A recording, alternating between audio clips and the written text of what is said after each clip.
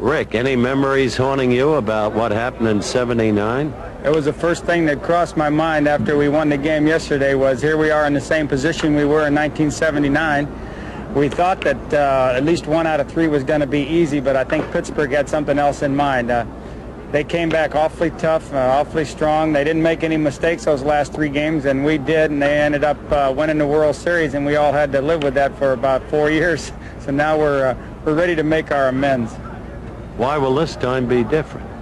Well, I think that it'll be different because we're aware of the fact that we're very capable of losing 3 games in a row if we don't play good, hard, sound, fundamental baseball. And I don't think anybody was over-elated yesterday about the fact that we won our 3rd game. And so we just kind of more or less had the same attitude that we did after Game 1 and the same attitude after Game 2 and 3. We were just got to say we got to go out there and play hard and win them 1 at a time, and today that's exactly what we'll do. That was Rick Dempsey just moments ago. Now the man who led Rick in that World Series, manager, then Earl Weaver. Howard, that was an embarrassing feeling, but more than the embarrassment of what happened in the 1979 series was the hurt that went along with it. We needed 1 ball game to become champions of the world, and we weren't able to produce that victory. And again, I say, that hurt me as much as anything that happened to me in Baltimore during the 15 years that I was there. And especially when you had waiting in the wings Mike Flanagan, Cy Young Award winner, Jim Palmer, and finally Scotty McGregor. Our pitching couldn't have been set up better that year, and Joe Altobelli's pitching is set up just the way he wants it this year. Everybody will be going on the proper amount of rest, and there's just no explaining it. In 1979, in the last 3 games, we only got 2 runs. We know that Baltimore will need more than 2 runs to clinch this, and that was 2 runs in the final 3 games. Don't you have a deep inner wish to be down there now so that you could make personal amends? No, I don't, Howard. Believe it or not, what Joe Altobelli had to go throughout a 162-game schedule is something that I don't think I could have pushed myself to do. Nobody could have done it better than Joe Altobelli did so far this year. He's got the chance to become a world champion, and he deserves it. Let's take a look at the Phils. Well, the Phils really have to do this. They have to forget about winning 3 games, 3-game winning streak. What they have to do is win today's game, which will set up the 6th game in Baltimore. Just what Pete Rose said. Thank you very much, Earl. Be an interesting contest. Coming up in just a moment, Al Michaels and, of course, Reggie Jackson, live from Veterans Stadium.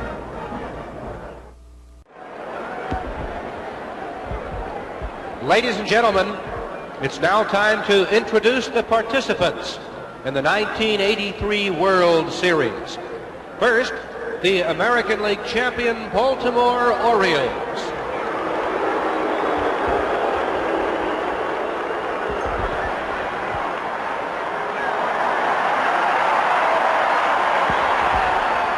Here is the manager of the Orioles, Joe Altobelli.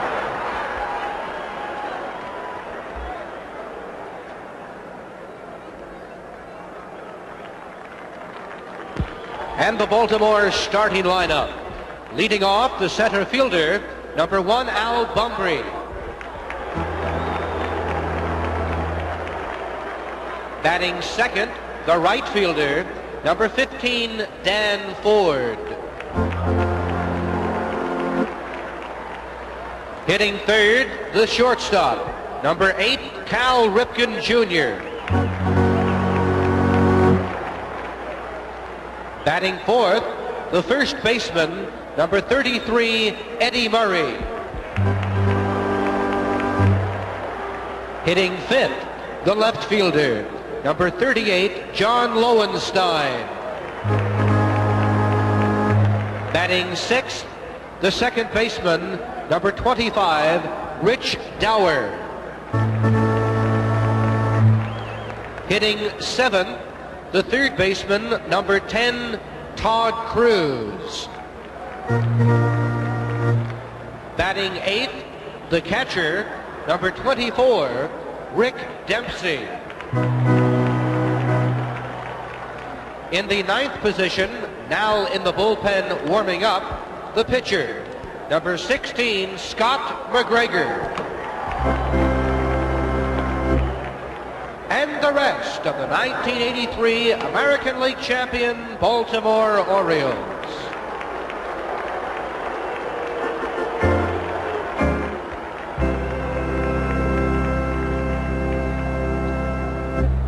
And now, ladies and gentlemen, the 1983 National League pennant winners, the Philadelphia Phillies.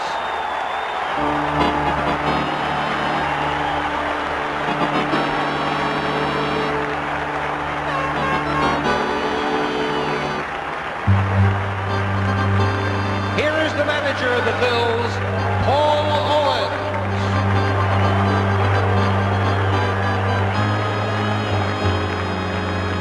And the Phillies starting lineup this afternoon. Leading off, the second baseman, number 8, Joe Morgan.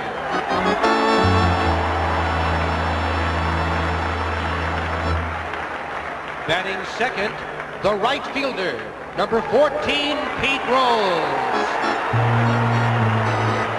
Hitting third, the third baseman, number 20, Mike Schmidt. Batting fourth, the left fielder, number 34, Gary Matthews. Hitting fifth, the first baseman, number 24, Tony Perez. Batting sixth, the center fielder, number 31, Gary Maddox. Hitting seventh, the catcher, number 6, Bo Diaz.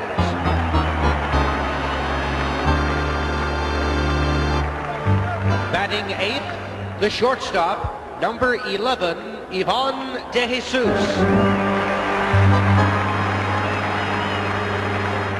In the ninth position, in the right field bullpen warming up, the pitcher, number 49, Charles Hudson.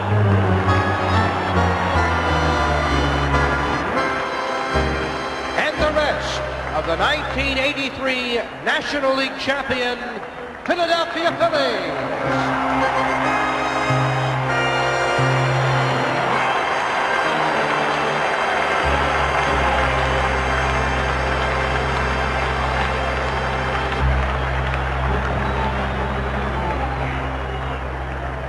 Ladies and gentlemen, please rise as we honor America with our national anthem, which this afternoon will be sung by the movie and stage star who was the original Annie in the famous Broadway show of the same name. Here is another Philadelphia star performer, Andrea McCarty.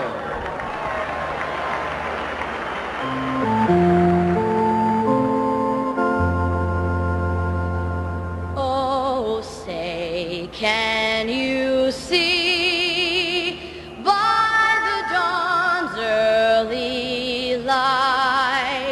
what so proudly we hailed at the twilight's last gleaming, whose broad stripes and bright stars through the perilous fight o'er the ramparts we watched were so gallantly streaming, and the rocket's red glare, the bombs bursting in air, gave proof through the night that our flag was still there.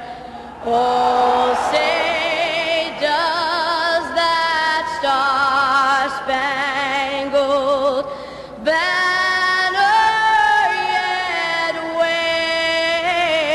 wave o'er the land of the free and the home of the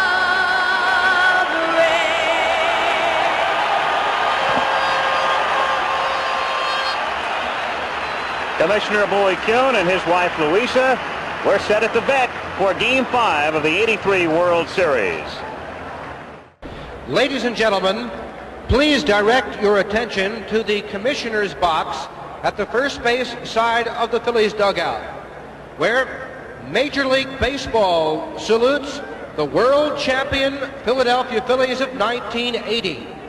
Here to throw out today's ceremonial first pitches are two pitchers from our team. Number 38, Larry Christensen, and number 45, Tug McGraw. That is a great touch, especially with Christensen. You'll note that he threw it out left-handed. Larry is a right-handed pitcher. The reason he did that, he had 2 elbow operations this season. He's had 5 in his career. He was with Philadelphia at the start of the season. And talk about somebody with pain tolerance.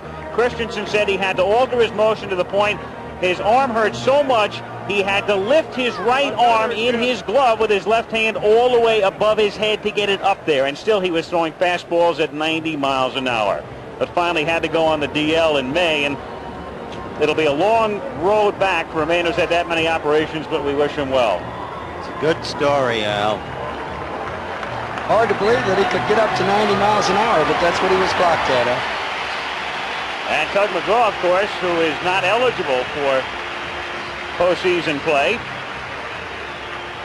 as the Phillies take the field, and Tony Perez, who started, of course, with Rose on the bench the other night, but Pete's in the lineup tonight. Tony's at first, and then Joe Morgan, of course, at second base. At shortstop for the Phillies, Ivan De Jesus.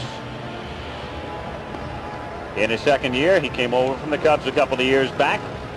And at third base, the man who's trying to get on track, the number 3 hitter, Mike Schmidt. In the outfield, Gary Matthews, who made that great catch yesterday in left field. In center field, the platoon situation there, it's Gary Maddox, since the Orioles are going with a left-hander. And Pete Rose, who's been all over the joint through his career, left, right, second, first, third in right field. Back of the plate is Bo Diaz. And the pitcher, Charles Hudson. Last year, A-ball. Year before that, rookie league. Beginning of this season, AAA, called up in May. Won some big games for the Phillies this season. A look around Veterans Stadium in the late afternoon sun. 330 down the lines, 371 to the power alleys, 408 to straightaway center. Again, it's a very good hitter's park. Balls rocket out of here. Playing surface is AstroTurf. Ballpark opening in 1971. The team moving over that season from Connie Mack Stadium. The umpires, Steve Palermo, who wins a lot of polls as the best umpire in the big leagues, is back of the plate. From the American League, Dutch Rennert, National first, Marty Springstead, American second, Ed Vargo, National third, Al Clark, American left field line, Frank Pulley, National right field line. Well, we know Palermo's good. Sometimes, though, that can be embarrassing. You got to take a lot of heat from your peers. You certainly do, but the umpiring in the series has been good, and that's noticeable because of the lack of arguments that we've seen.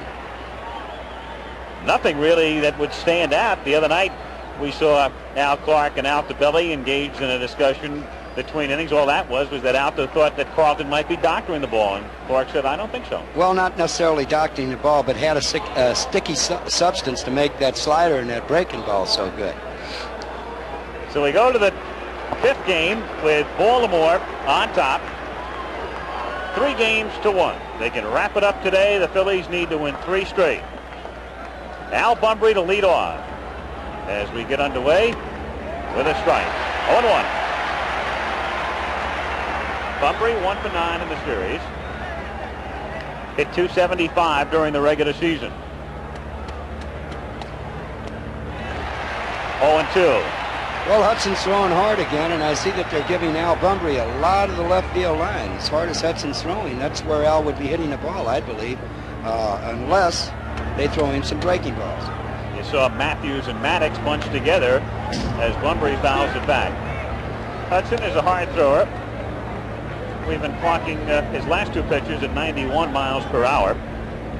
You saw him as you look on 3 days rest versus 4, and right now he pitched on Wednesday, so he's working on 3 days rest. He pitched very well the other night through 4 innings. and then became a bit unraveled in the 5th as Bunbury fouls it away. Well, there's the foul ball down the left field line.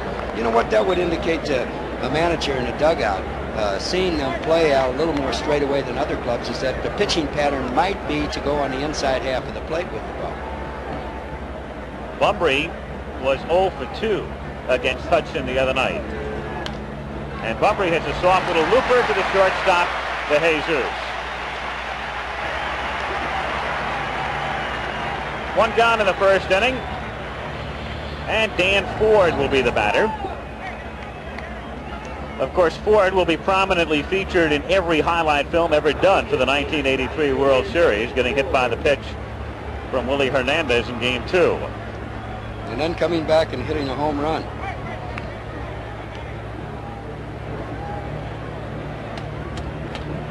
Hudson from Texas.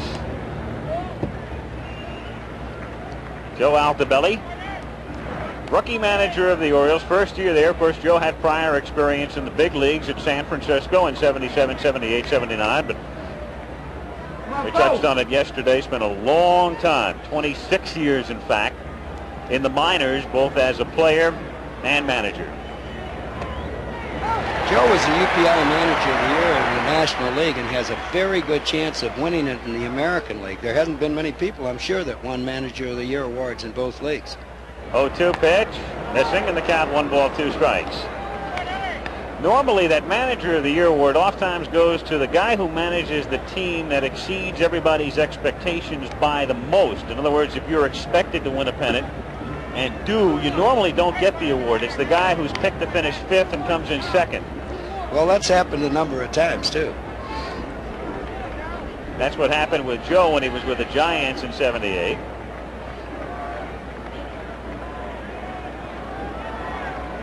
The next pitch to Ford is a swing and a miss. 2-2. Bobby Cox, of course, will have a good shot from Toronto. But keep in mind, when you think about that award, I was looking it up. Gene Mauch won it in 1964, the one year he would love to forget. Swing and a miss, and down goes Ford. And of course, the year the Whiz Kids died, the Cardinals under Johnny Keane roared to the front and then beat the Yankees 4-3 in the World Series.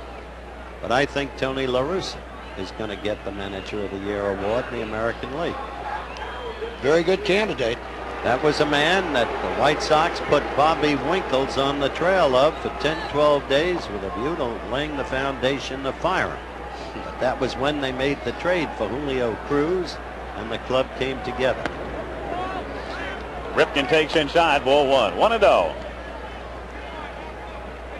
Now the question there's Mike Boddicker.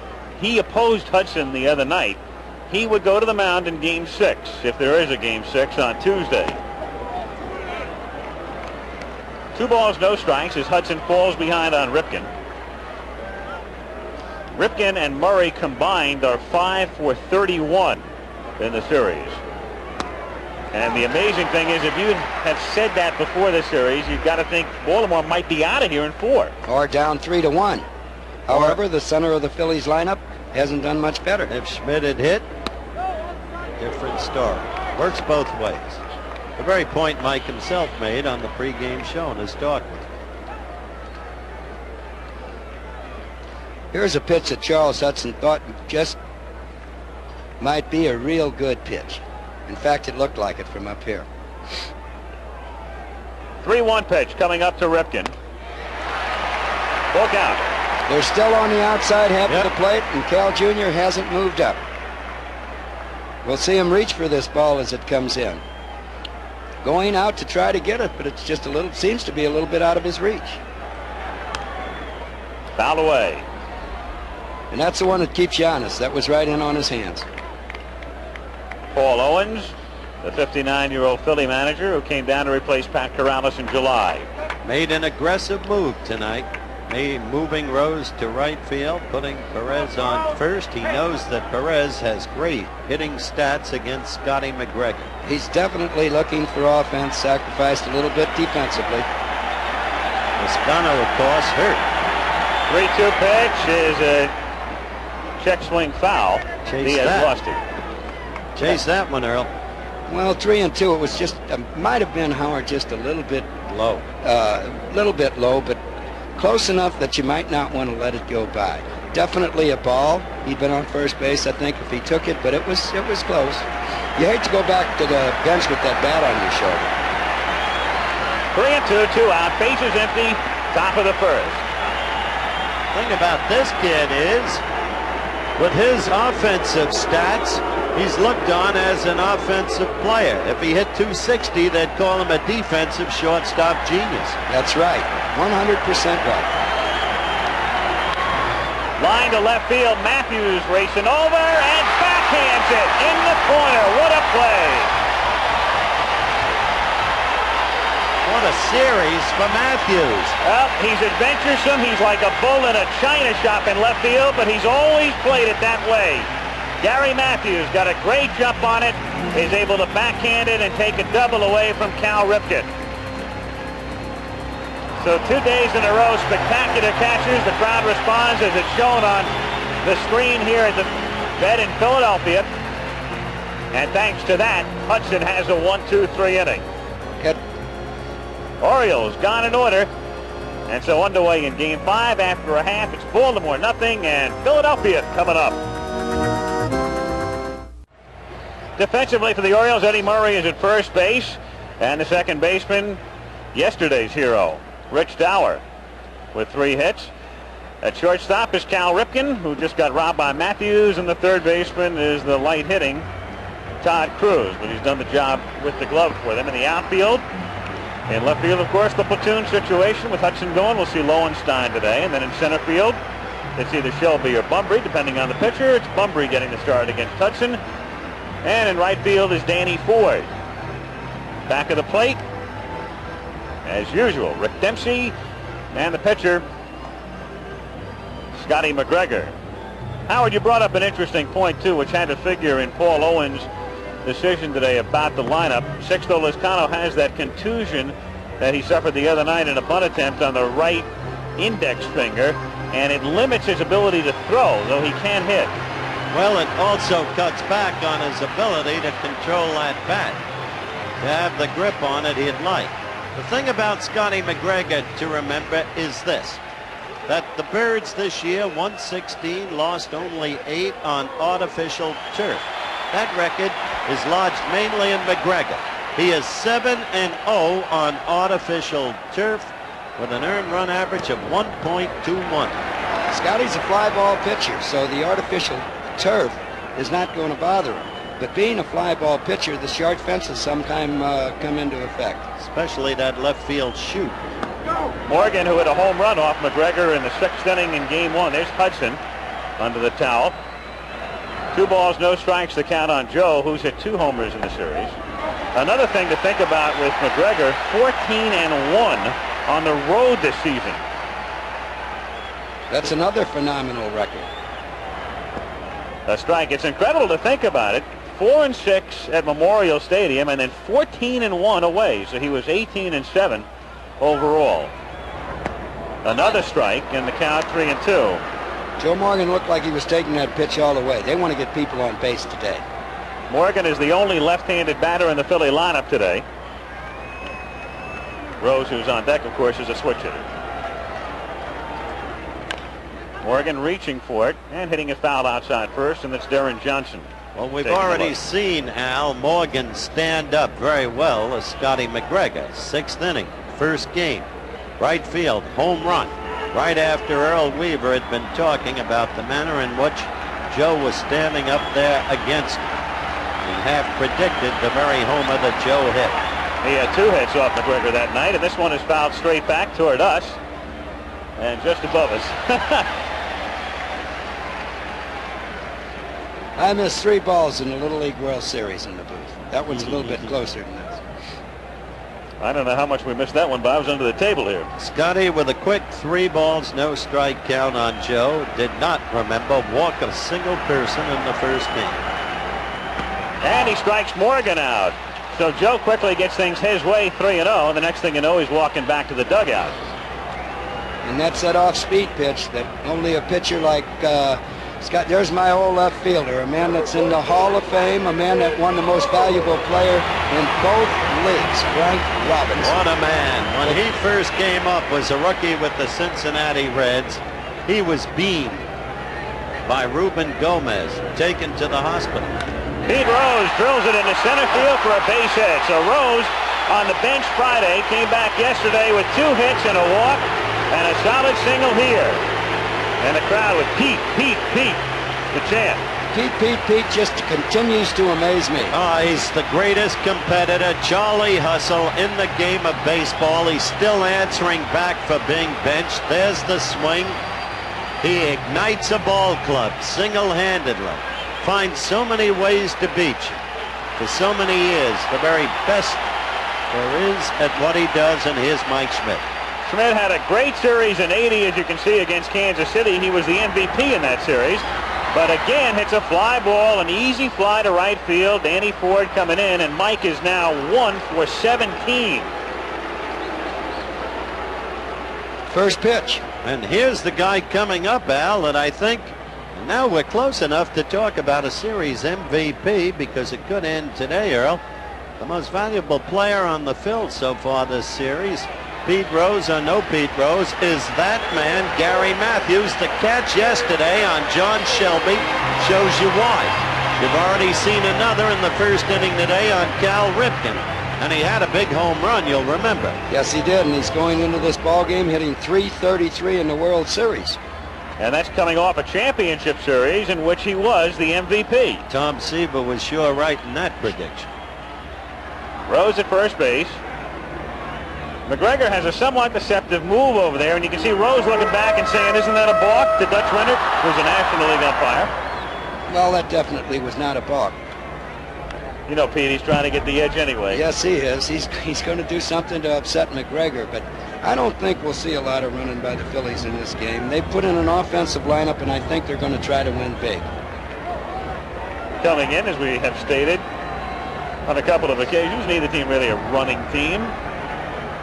And neither team's really been running a whole lot in the series. Of course, there hasn't been a whole lot of offense outside of home runs. 0-2 the count. In fact, there have been only 2 stolen bases in the entire series.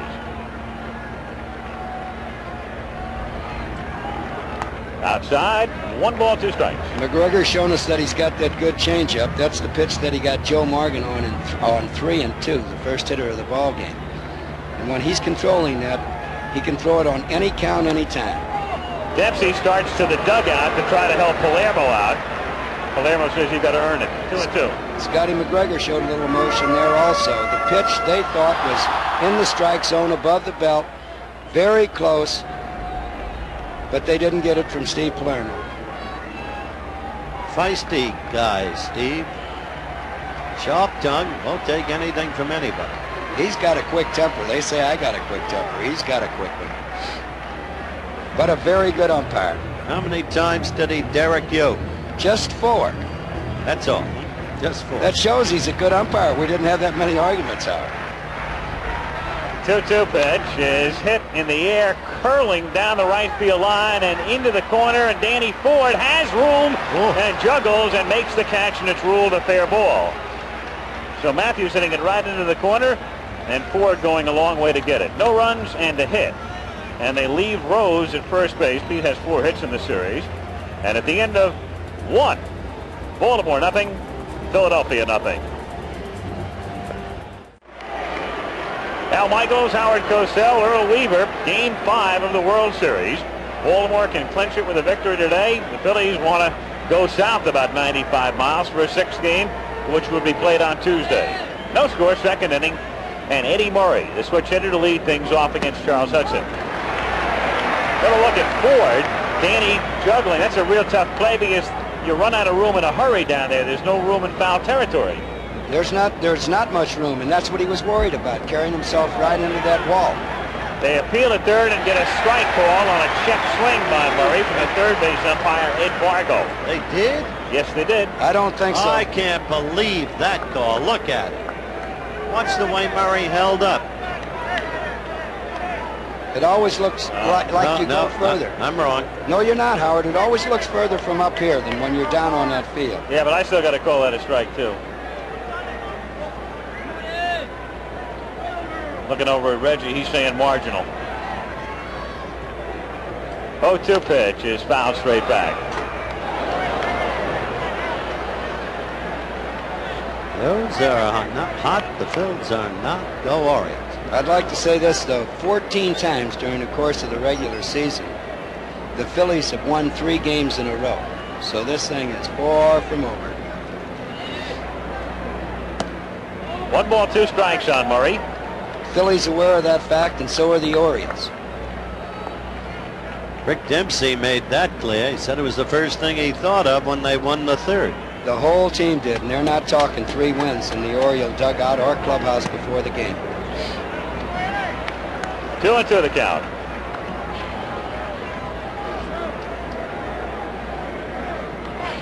Cardinals and Gibson apparently had the Tigers put to rest in '68. Mickey Lolich took over the series. That was an unbelievable series, Howard. I was at that one. Murray drills it to deep right field. And one thing about Murray is when he breaks out of a slump, he really does it. And it was mentioned in the booth. Howard said it. In the last ball game, it looked like Eddie Murray was swinging the bat a little bit better. He's had a couple of pitches like that earlier in the series and hasn't been able to do much with them. But he certainly got all of that one. You could see by his demeanor today, he knew he was getting back into his hitting groove. He was much more relaxed and comfortable, even in the way he talked to people. We get it here from high above.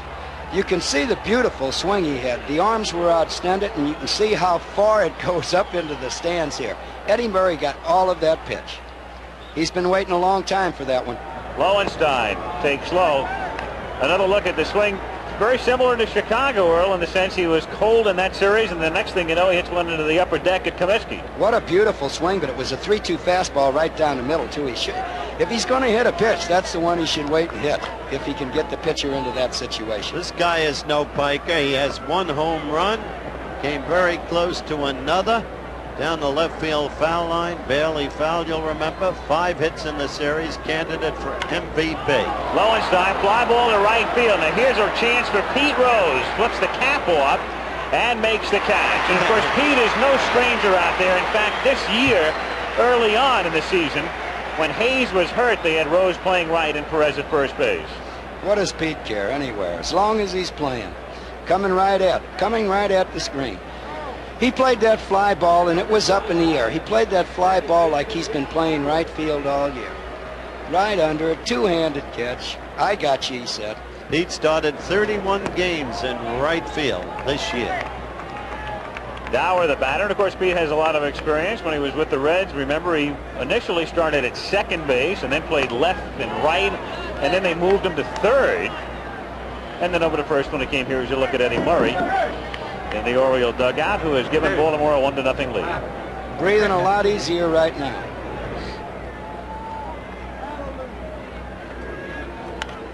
Dower pops it up in foul ground. Schmidt and Diaz don't have room. 2-1. But the thing to put in perspective, Earl, Lowenstein's blow was not a cheap shot either, and they timed Hudson's fastball. They're looking fastball, obviously, every pitch. Both Murray and Lowenstein. They're going to be looking fastball, there's no doubt about that. But the thing is, to try to get ahead of Charles Hudson, the Oriole players want to get a 3-1, 3-2. Then his location on that fastball can't be as good.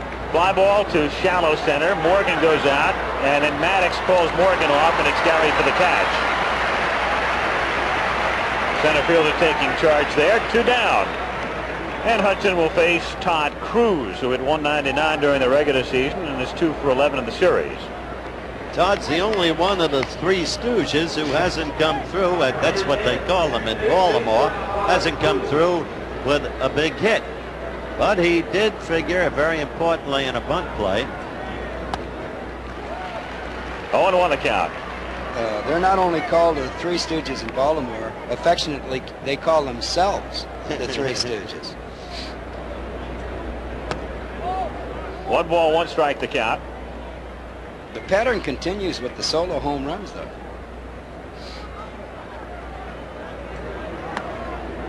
And by solo, I mean with nobody on base, naturally. I believe that's the 8th. That's right.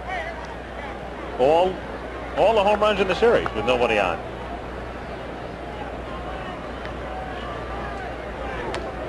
Good pitch on the outside path, and the count 2-2. Charles Hudson, 2 years in the big leagues, 2 years in professional baseball. This is his first season in the big leagues. Pitched at Helena, Montana when he came up in '81. Foul tipped here, and Diaz can't hold it. Last year he was in A-ball at Peninsula in the Carolina League. Appeared in only 51 games in the minors, and then was called up in May.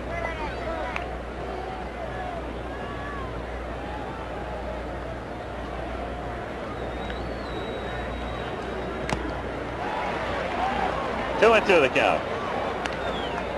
One thing about Eddie Murray, and the same thing about Mike Schmidt. Maybe in 4 or 5 games, you're not really going to get to see what they can do.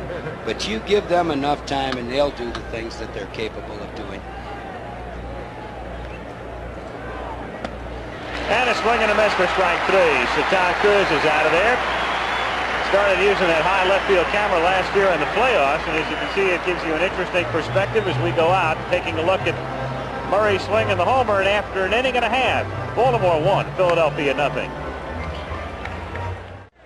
That device known around here as the paint box, and a look at what you just saw about 5 minutes ago, the swing by Eddie Murray, which resulted in the home run. Baltimore leads 1-0 as Tony Perez stands in. Remarkable performer through the years, especially against McGregor. .438 he's hit against Scotty, 7 for 16, 1 home run. So if past is prologue, watch out. A strike. As you can see, defensively, Dower is playing almost straight up the middle for Perez, though the outfield defensive is not quite as pronounced. Perez hits it in the air, off to the right and back out of play. And we got to remember the at-bat against Palmer. They played him more to right center field in that particular at-bat, mainly because Palmer had moved him over. Moved Shelby over. Shelby still had to stretch for it, made a fine catch. 1-2 the count.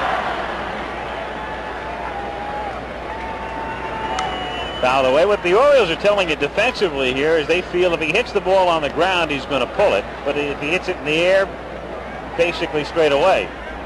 Also that they might be going on the inside half of the plate with him. 2-2 the count.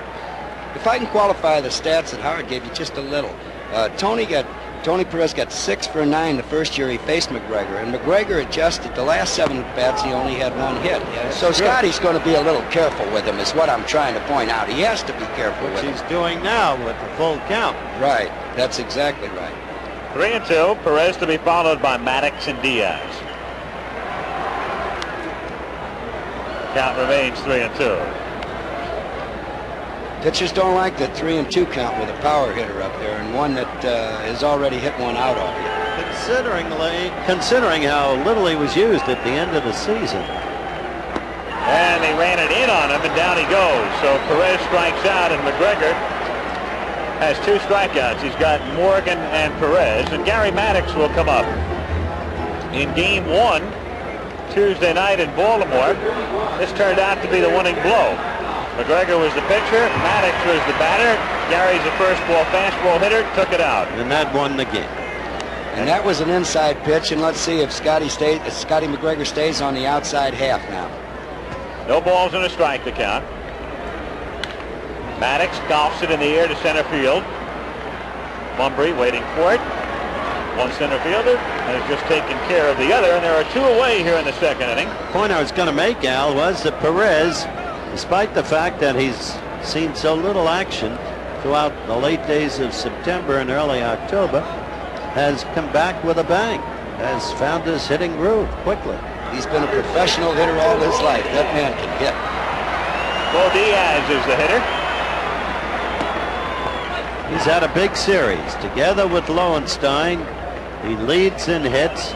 John has 5, Bo has 5. 2 out, no one on, 1-0 Orioles in the bottom of the second inning.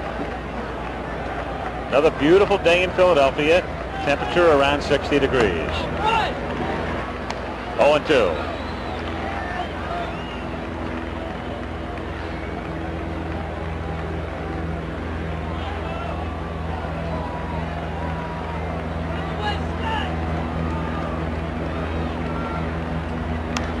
Diaz popping it up. Right side. Murray coming down in foul ground. And it's a 1-2-3 inning as Scott McGregor starts things by getting 6 of the first 7 men he faces. So we'll go to the third in Game 5. Orioles 1, Phillies nothing.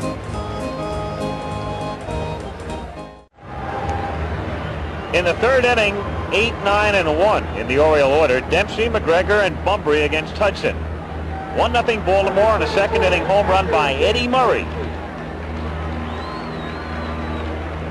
Dempsey 3 for 10 in the series, and the 2 doubles coming in the same game.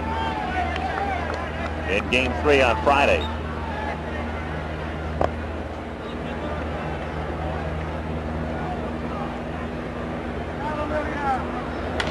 Hit to deep left field. Matthews going all the way back, and Dempsey has hit it out. I wonder how many people were expecting that. That is some stooge, that Dempsey. They call the bottom of that order Dower, Cruz, and Dempsey the 3 Stooges, but they have done the job the entire series. Got a little lax and threw a fastball right down the center of the plate. Certainly a leading candidate if the Birds clinch today for MVP. There it is from high over. See him have a good cut. This one, not like Eddie Murray's, was not in the way back, but just enough to bring him another run. Dempsey hit 4 during the regular season, so it's 2-0 Orioles, and McGregor is the batter and taking low, ball 1. Another solo homer. Another home run with nobody. That's 9 of them. Been the whole pattern. McGregor grounded out twice in Game 1, facing John Denny. One happy fellow. Series with 9, 5-game series with 9 homers. You think there'd been a lot of runs scored. Sure. There hasn't been in this series.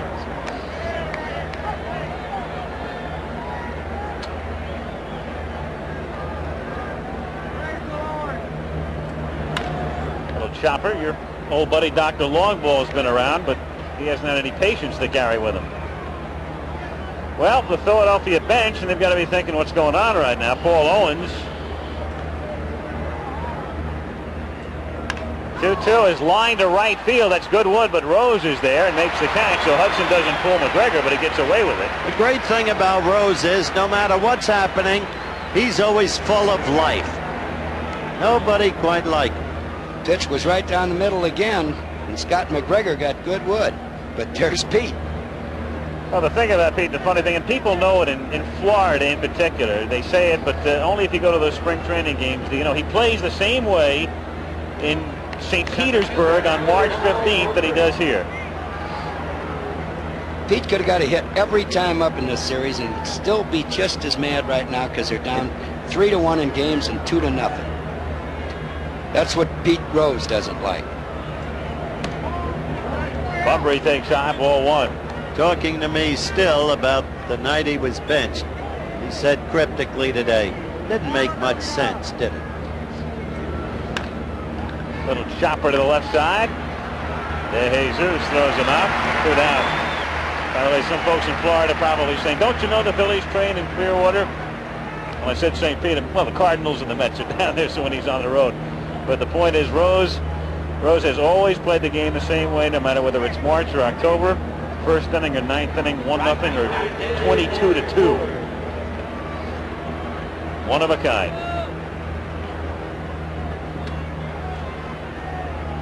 Ford at the plate. Strike, 0-1. Good off-speed curve pitch right there. Yep. If when Charles Hudson learns to throw that pitch when he's behind or on 3-2, he's going to win an awful lot of ball games. He knows how to throw the pitch, but when you can know that you're going to throw it for a strike, that's when you move into the 20-game win category. No balls, 2 strikes to count.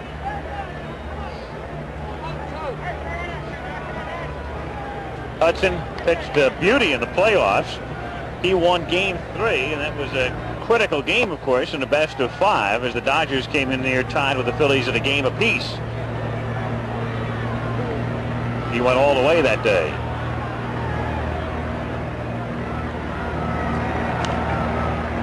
Fought it off and fouls it away on a half swing. 0-2. Quiet Philadelphia crowd at this time, isn't it? Well, not much to cheer about, and you've heard about this park. It is. It's a very noisy ballpark, and they've filled it again, of course. But they haven't had a lot to cheer about. Solo home runs, but no rallies, no sustained rallies.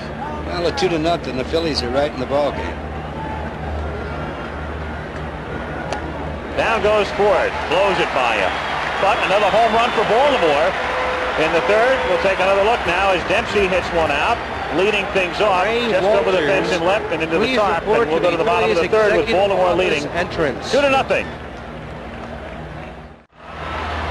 Here is Amanda Jesus as we go to the bottom of the third inning. He'll be followed by Charles Hudson and then Joe Morgan. De Jesus tries to bunt his way on. Cruz charging in from third, and the count is 0-1. Not a bad idea, but on the AstroTurf, of course, you have to lay one down almost perfectly. Yes, but now that they're 2 down, they know that they can't tie it until they get a man on base. Good, smart baseball. If nothing else, it brings Cruz up a couple of steps at third, and then De Jesus fouls it back. And the count is no balls and 2 strikes.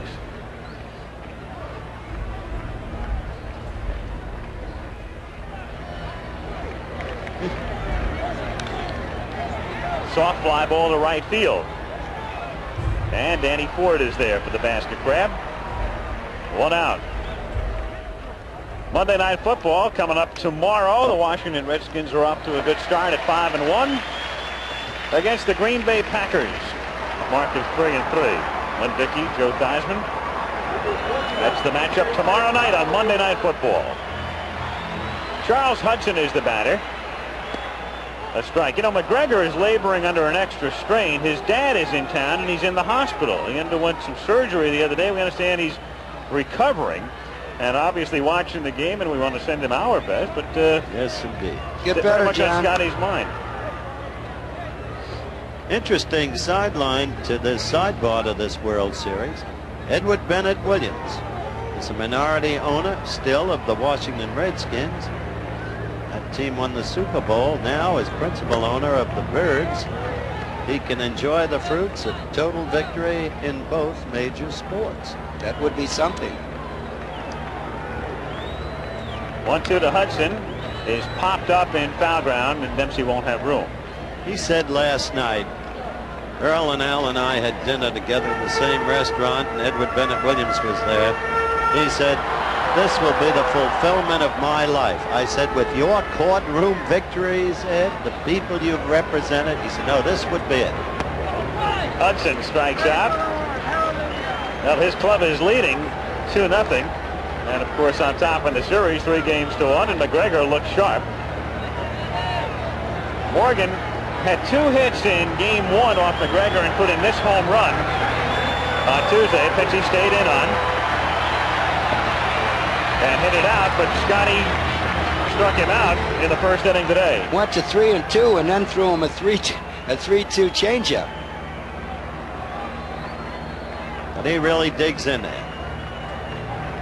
That front foot never goes in the bucket. We were talking about in the bucket yesterday. You're old enough to remember Al Simmons, aren't you? I certainly Even if Reggie do. isn't. I certainly do. And Mel Ott more or less stepped in the bucket also with a high leg kick. Lifting that front foot up. Right field belonged to Mel Ott. 2 balls, no strikes. 2 out, and the base is empty. Morgan taking 2-1 with Rose on deck. Pete has the only hit against McGregor. There's Rose. Scotty has retired everybody else, and he has struck out 3 of the first 9 men he's faced. They don't have an assist on the infield. There hasn't been a ground ball out. And it's 3-1. McGregor throwing in the mid-80s. That last pitch at 86.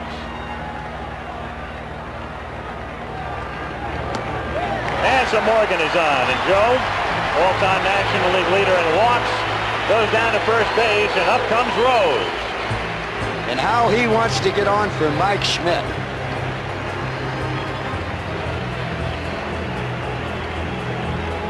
Pete is singled in the first inning. 2 hits yesterday.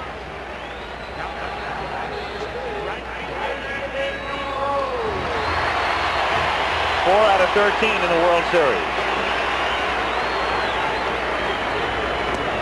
Strike. Rose indicating he might be bunting, and that threw Cruz into third. Morgan at first base has to be a little careful. Eddie can give some tricky fakes, like he's moving off the bag and then go back. Another strike, and so quickly McGregor gets things his way, 0-2. It's not the easiest time of day for the hitters. Everything encased in shadow right now, but the lights really haven't taken effect at 5:47 local time. And Rose pops it up on the left side, so another ball in the air. McGregor still doesn't have a ground ball out, but no damage through 3. Cal Ripken puts that one away, and at the end of 3 complete in Game 5, it's still Baltimore 2, Philadelphia nothing. That clear blue sky framing the Goodyear blimp in the twilight in Philadelphia, Pennsylvania, as you look down. What a magnificent sight that is. Veterans Stadium. Packed to the gills, of course. More than 66,000 yesterday looked on. You mentioned the twilight. There will come a time in this game when the light is such that a high fly ball is going to be tough for an outfielder to see. When will that be? Really can't tell, Howard, but that period will last some 5 to 10 minutes, maybe 15 minutes during the course of a ball game. Ripken takes a strike, 0-1. Right on the outside corner. The same pitch that has tied him up throughout the series. And yet he's hit some balls very well. And got a couple of key hits. Low and away, 1-1. Those were the pitches that were center of the plate or center of the plate in. But he's shown us he can go to right field. You know, if it's not right on that corner, he's got a chance. Ball players are just hesitant to change in a 5-game period. 1 ball, 2 strikes on Ripken. Ripken has the power to hit the ball over the right field fence also, just like Mike Schmidt does.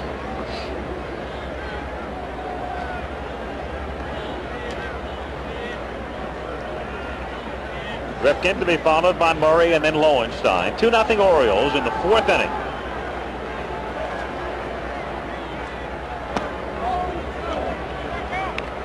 Two and 2. There's Murray, whose home run in the second made it 1-0, and then Dempsey hit the home run in the third to make it 2-0. Full count. Both pitches just missing. Hudson has not walked a man. Be careful, Charles. You can't let the birds get out of sight. And he just begins the 4th inning by walking Ripken. So Murray is coming up. Going to bring Reggie Jackson in for a word. Reggie, describe this, the swing here. You take a look at Murray hit this home run right here. I talked to him before the ball game in the clubhouse. He seemed to be a lot more relaxed and a lot more confident, maybe because of yesterday's ball game, even though he only got 1 base hit. He knew that he had swung the bat well. He also knew he was taking pitches well. He felt more relaxed. You know, Eddie's a type of guy, seems to be shy, seems to be quiet. He believes he has to remain that way to play his game. Seems to me that this is the fellow that's the real leader on the ball club. And the Baltimore Ball Club has seemed to take his personality. Just quiet, relaxed, do their job, and get the job done consistently. So here's Murray now with Ripken at first base. A strike. Meanwhile, in the Philadelphia bullpen, you can't wait when you're in the World Series like this. Marty Bystrom is throwing. It's today or never for the Phils, so you get somebody up in a hurry. The problem is they've got to stay close, and Baltimore keeps applying the pressure. 2-run lead isn't a lot, but if they get a couple more, then panic. And Murray drills it to deep right center field again. And so Eddie Murray, all of a sudden, 2 for 16 in the series coming in, has hit 2 home runs, and it's 4-0 Orioles. Well, not only did Reggie Jackson sitting next to me call the pitch, a slow speed, off-speed pitch, but also said Eddie's going to get it. Eddie hit a fastball, 3-2 fastball the first time. He went to the plate looking for the breaking ball, and there it went. Didn't we say before the game, Reg, that we thought Eddie would hit at least 2 out today? Now we get to see it again. Off-speed pitch. Eddie Murray didn't make a move till the ball got to home plate, and again he got all of it. There was no doubt about it when it left the bat. 4-0 with Lowenstein at the plate now, and Lowenstein pops it up back of third to Jesus, and Schmidt are there, and Mike makes the catch. So all of a sudden, people who only watch postseason baseball around the country, I'm sure you think back to '79, you think about the playoffs this year and the series this year, you have to think, who is this guy? How can he be so good? Why do they keep talking so glowingly about Murray? Well, if you watch them today, you know why. And if there were a few extra games, which we don't know whether there will be or whether there won't be, but you'd see Mike Schmidt do the same thing. Sure, no question. Hit 40 during the course of the regular season. You might not hit one for 5 or 6 games, but these guys get them every 13 or 14 times up. Look at him now, aggressive. Yes, he is. Different posture, attitude in the dugout. Why not? 2 home runs? That home run broke a pattern, too. That's the first home run with a man aboard in the series. And that's hit high in the air down the left field line, but hooking and going foul back out of play. Eddie Murray has driven in 3 of the 4 runs. 2-1 the count on Dower, 1 out and the base is empty. And that's hit high in the air to deep left field, but it will stay in for Gary Matthews, who makes the catch near the edge of the track. So 2 down in the 4th inning. And Todd Cruz will be the batter. When you're not going good, there's not much you can say to a player but hang in there, and that gets a little bit old. But when you hit 2 home runs, there's a lot of things you can say to make a guy feel good.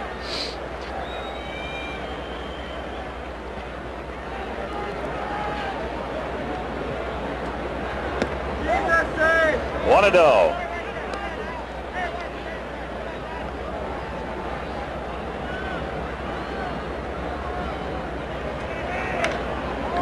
Got under that one. Fly ball to left field. And Matthews is there to make the catch. And so the crowd here is very still. 66,000 had never sounded so quiet in the middle of the 4th inning. Baltimore 4 and Philadelphia nothing in Game 5. Charles Hudson, a man who has yielded 3 homers, his team in a hole. Paul Owens is not very happy about the things going on. Obviously, they're doing some manicuring work on the mound. And, of course, Jim Palmer mentioned the other night that he thought it was quite high. It has really nothing to do with that as they simply smooth out the slope for Scotty McGregor. His landing area, right-handed pitcher, left foot, left-handed pitcher is right foot. Scotty pitches way across his body. You see that right foot as you see him come off of that mound toward the first base dugout as he takes his warm-ups. And he was having trouble as that foot was coming down. Sometime there can be a little rock buried in there, a little hard spot, and if your foot doesn't come down squarely, it definitely will affect your control. McGregor through 3 has found the right landing spot. See exactly where his foot comes down, but he's allowed only 1 hit. That is single by Rose in the 1st inning. Has not allowed has not gotten a ground ball out. Has walked 1, has struck out 3, and here is Schmidt. So the crowd tries to come to life. They've been very quiet. Nothing to cheer about thus far today, and not much over the weekend, in fact. And for Schmidt, nothing at all to cheer about. He's 1 for 17. 1-0. Saw Mike going up there taking. When you're down 4-0 like this, you have to think about base runners. And you're going to see a lot of pitchers being taken in situations like this until you get 1 strike on you.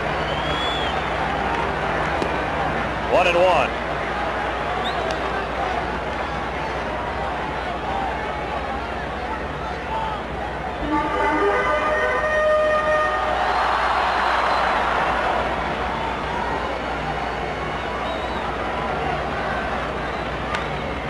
Grounded foul outside third and by Dave Bristol.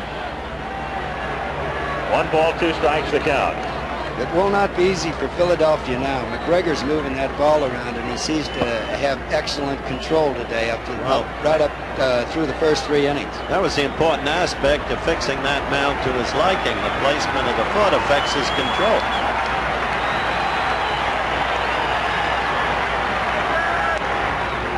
Foul away again. A ball and 2 strikes on Mike Schmidt. McGregor has pitched well in postseason, won 18 in the regular year, but in postseason play, he's lost twice. In fact, the only 2 games Baltimore has lost. He pitched very well against Lamar Hoyt in Game 1 and lost in the playoffs, and then got beat 2-1 in Game 1 of the series. But the thing about McGregor is it doesn't bother him. He's just a professional, goes out next game. Another game tomorrow. Little squiver on a check swing. Still a ball and 2 strikes on Schmidt with Matthews and Perez following. Dempsey's agility will never continue to amaze me. The ball went down on the ground. He had the mask off, jumped out of there, grabbed it with his bare hand before it had a chance to go back down a second time. Well, foul ball. Pressure is enormous on the Reds now to do something, and it's got to be a lot and do it quickly. Ground ball to third. Cruz up with it, fires across, and that's the first ground ball out. Another serenade for Mike Schmidt. That's what happens to you when you're 1 for 18. McGregor on the turf. Talked about his proficiency on the turf this season. His success on the road. He's got a 4-0 lead. I think I said the Reds, Al. Every time you look at this team and see Rose, Perez. Absolutely. Morgan. Tony Morgan. Morgan. Joe Morgan. 0-1 pitch. Swinging another fellow would be Dave Bristol, who's the third base coach, and the former manager of the Reds. Right. Back in the late 60s. In fact, a little interesting irony with Bristol and Altobelli as Matthews strikes out. So that's 4 strikeouts. When Joe Altobelli was fired as the manager of the Giants in '79, Dave Bristol, who's now the third base coach in Philadelphia, took over for him. Basic difference between these 2 teams in one sense is lodged in the way they're each constructed. The Phils, a team brought together from many sources. Strike to Perez. The Birds, a team carefully built through the years, situation players, certain positions, to meet situations during a game. A lot of homegrown talent. That's correct. And a lot of stability. 15 of the Orioles were on the '79 American League Championship team, whereas the Phillies have had tremendous turnover. Only 7 of the 25 that won it in 1980, the year after the Orioles, are still here. Yeah, and the 15 that went through the 1979 know that just because it's 3-1 and just because the score is 4-0, it's not over. 2 balls, 2 strikes on Perez. But it's getting tougher and tougher. For the Phillies.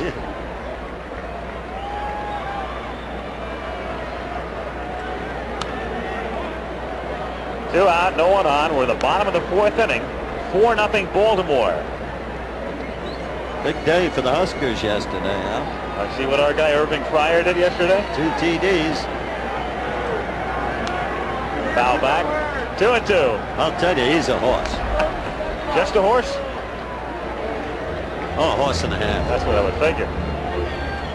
Scotty McGregor's making it tough on Perez. He hadn't given him 2 consecutive pitches in the same spot in any at-bat. In the air to deep center field, the deepest part of the park, though, and it's about a 395-foot out. Bunbury hauling it in. 1-2-3 inning. We'll go to the 5th still. Baltimore 4, Philadelphia nothing. 5th inning, Rick Dempsey to lead things off. Then McGregor and Bunbury against Hudson. 4-0. Baltimore leading it. And Dempsey, who hit a home run his first time up, may have another one. That drive is off the wall and bouncing back to Matthews, and he settles for a double. And the crowd wants Hudson out of there. I can't believe Hudson's in there myself. Well, I think Owens might have been trying to get one more inning with the bottom of the Oriole order coming up, but the bottom of the Oriole order has been powerful. Dempsey got all of this. Dempsey got all of this pitch, and it's right at the bottom of the wall. Could have been another solo homer. I'll tell you something. He is having a great series, proving what a great clutch player he is. Loves the tough situations. Well, Bystrom is in the bullpen, Owens out at the mound with Dempsey at second base, and the call has already gone out. Now, Bystrom was up before and had just gotten up again, and he'll be coming in with nobody out in the 5th inning. Meanwhile, while the new pitcher comes in, let's check in with Jim Lampley in New York. Al Michaels, Howard Cosell, Earl Weaver with you as Marty Bystrom comes in the 5th inning.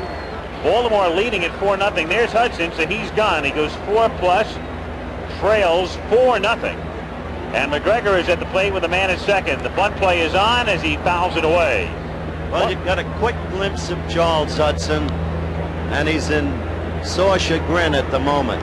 But he can be proud of the rookie year he had, and he should not soon forget his brilliant victory over the Dodgers when so it counted to get the Phils here. That probably doesn't help him right now, Howard, but he'll think about those exact words that you said. Foul to the plate by McGregor, and it's 0-2. During the course of the winter. So he comes out. The pitcher is due up 4th pitcher spot when the Phillies bat in the bottom of the 5th. Keep this thing in mind about Bystrom, too. He didn't pitch in the playoffs, hasn't pitched in the series. He hasn't pitched in a game since 2 weeks ago yesterday, October the 1st. And that can be very bothersome as far as control is concerned. Bunted with 2 strikes. Diaz, and he can't make the play with Dempsey holding at second. Diaz looked up and might have been surprised that Dempsey was still at second base. Rick wasn't moving, and now McGregor's at first. Again, it was the same old bugaboo of taking your eye off the ball. 2-strike sacrifice. Amazing that Scotty McGregor could get it down. Now, Dempsey did not break. Gold picks it up, looks at second. We saw him look at second, and as a result, he never got a good grip on that ball. From up above, we can see that Dempsey was going to start. Diaz, he stopped. Diaz got a good jump on the ball. That's what made Dempsey stop. But the look is what caused Diaz not to get a good grip on the ball, and we're in another sacrifice situation. If the Philadelphia Phillies will have certain bunt plays in this situation. Smith could be charging. Perez could be charging at first base, or both of them charge. And the signals got crossed. There was a pickoff play signaled for. They sure did. Philadelphia is unraveled. Well, here comes Morgan, and if anybody settles down the infield, especially with Rose in the outfield, it's Morgan.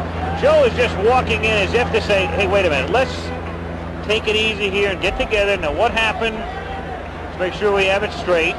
You saw him do it in the playoffs, too, to Hudson that day. The steadying force, and the Phillies are very fortunate that ball didn't wind up in center field as Bystrom held onto it. That's right. And the strategy of the game, the bunt situation can shift right now. In fact, Joe Altobelli, seeing that, might let Bunbury hit. He's up there to bunt. That gets by Diaz, and the runners will advance to second and third.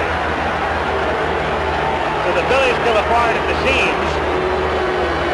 They're in the 5th inning, and they're hearing it. Well, we got a good ball club in the Phillies out on the field, a ball club that had a very hot September. They were due a cold streak, and they're definitely not playing good baseball right now.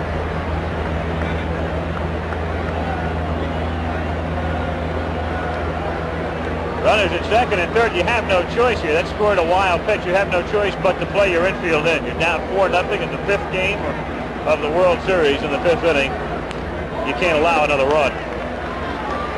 2-0.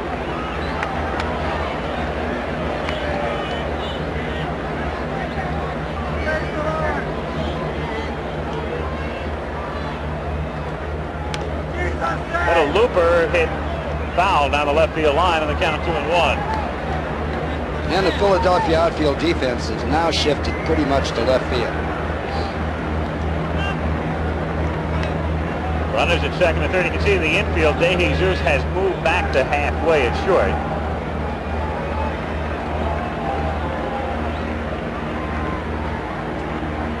And Bunbury hits it in the air to left field, deep enough to at least score a run as Matthews makes the catch. And Dempsey tags at third and makes it 5-0.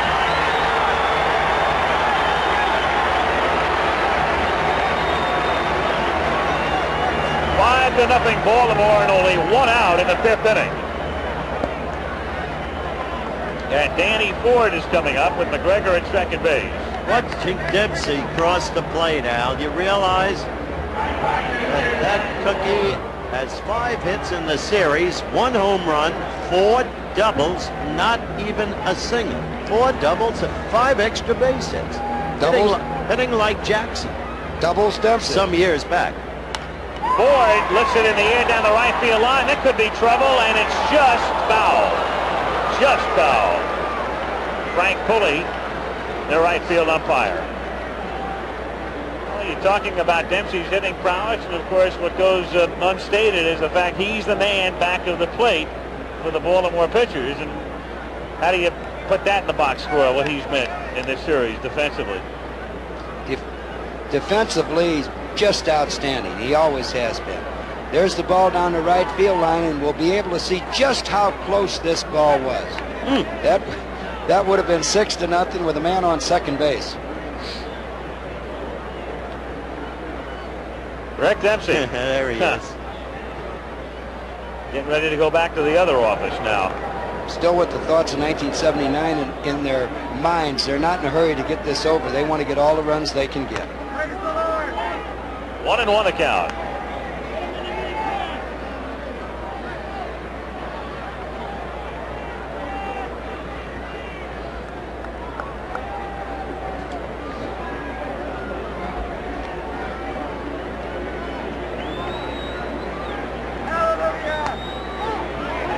One ball, 2 strikes. Good pitch. Curveball. Broke away. Caught the outside corner. Very good pitch. Get to see it again. Center of the plate out. And could do nothing but that.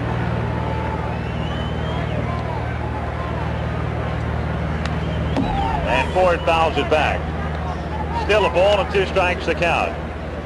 Making a tough on Ford. Curveball away and fastball in. Almost silent in this ballpark right now.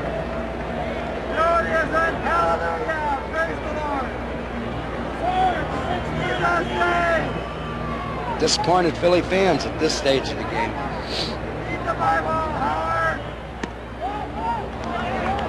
2 balls, 2 strikes, and reflecting the mood around here. Not a group Right of there. happy fellas.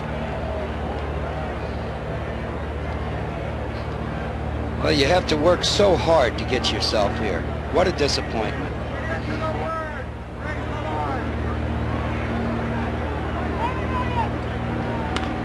That's grounded to the left side.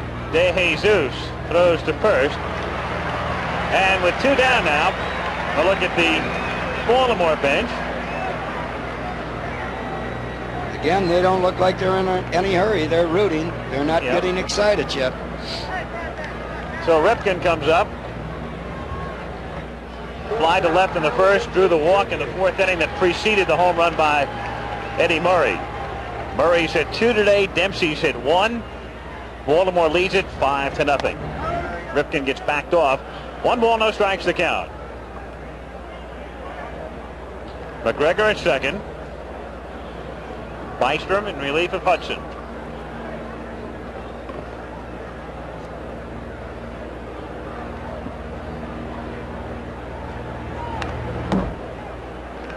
One and one. That was a good cut. Cal Ripken's had a good series at shortstop. He's a good steady ball player. No outstanding plays during these 5 ball games. A couple good plays, but he's capable of making the outstanding plays there.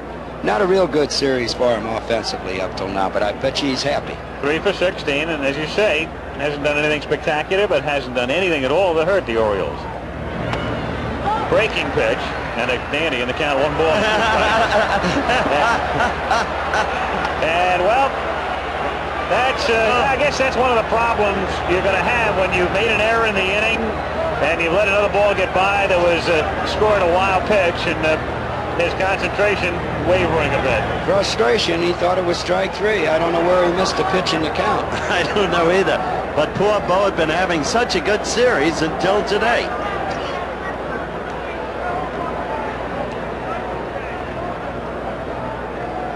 One ball, 2 strikes.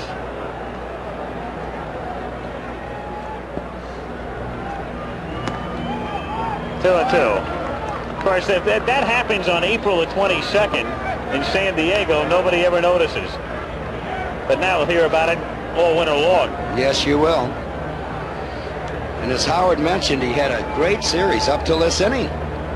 Just about. That's grounded, just fouled outside third, so it remains 2 balls and 2 strikes on Cal Ripken. McGregor going back to second. Again, the American League MVP award to be announced in a couple of weeks.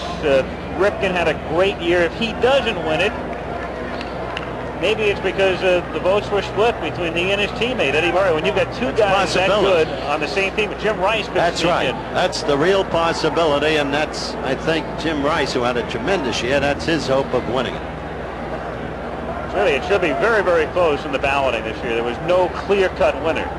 There shouldn't be. And that's called strike 3. So Bystrom comes in to do the job, but a run and a hit and an error and a man left, and after 4.5, it's Baltimore 5, Philadelphia nothing. Back after this word from our local stations. That is really a gorgeous shot. Sunset, Philadelphia, Veterans Stadium, looking on, and of course, around the world, the World Series is televised. 18 different countries plus Puerto Rico. Estimated over 100 million viewers watching. Australia, the Bahamas, Guatemala, Italy, Japan taking the feed, of course. Mexico, some of the countries looking in. And they have watched around the world. Baltimore leading 5-0 as we go to the bottom of the 5th inning, with Gary Maddox taking the strike, 1-1. Maddox, Diaz, and De Jesus in the bottom of the 5th inning. Maddox lifts it in the air to right center, and that will fall in for a base hit. So it's a big mountain to climb, but you got to start at someplace. A single by Maddox here in the 5th inning.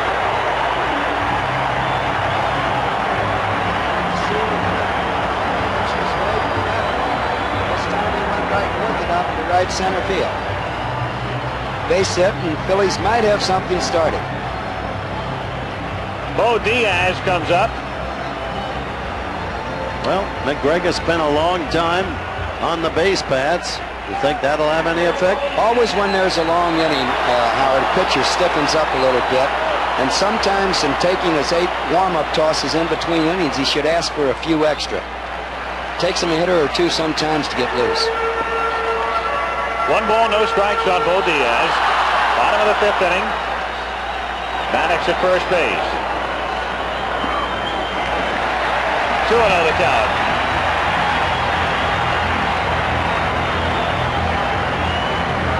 Diaz is the number 7 hitter.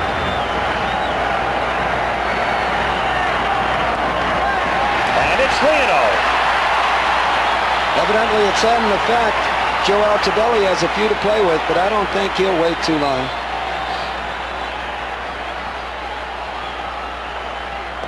And ball 4. So, all of a sudden, silent Veterans Stadium becomes quite noisy.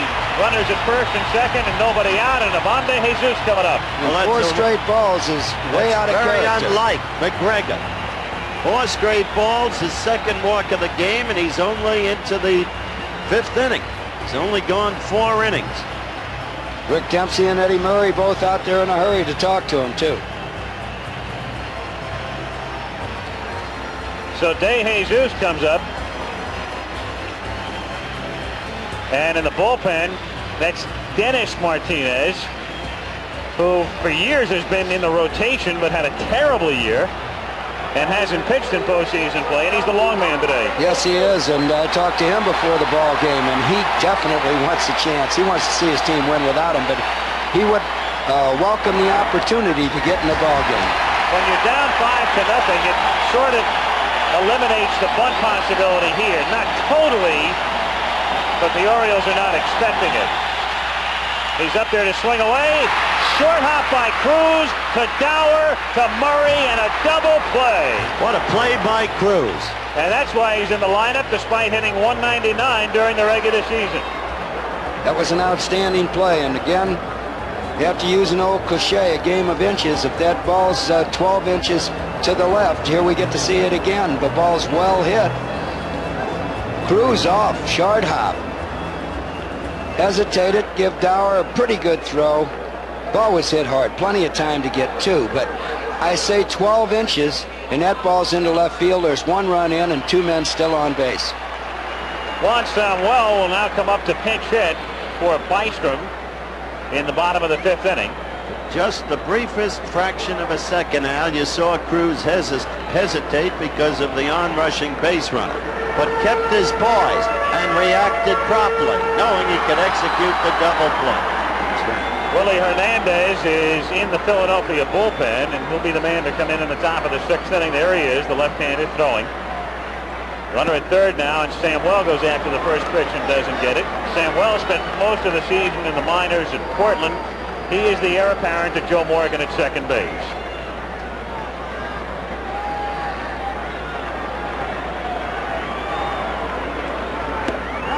And it's 0-2. 5-0 Orioles in the bottom of the 5th inning with 2 down. There's the runner, Maddox, at third. Grega got the ground ball when he needed it. Yes, a fly ball pitcher. 0-2 pitch. Weakly hit foul outside third. 0-2 the count. With that excellent control, you can go up in the strike zone when you want, down in the strike zone when you want, away from the hitter when you want, and that's what makes a winning pitcher.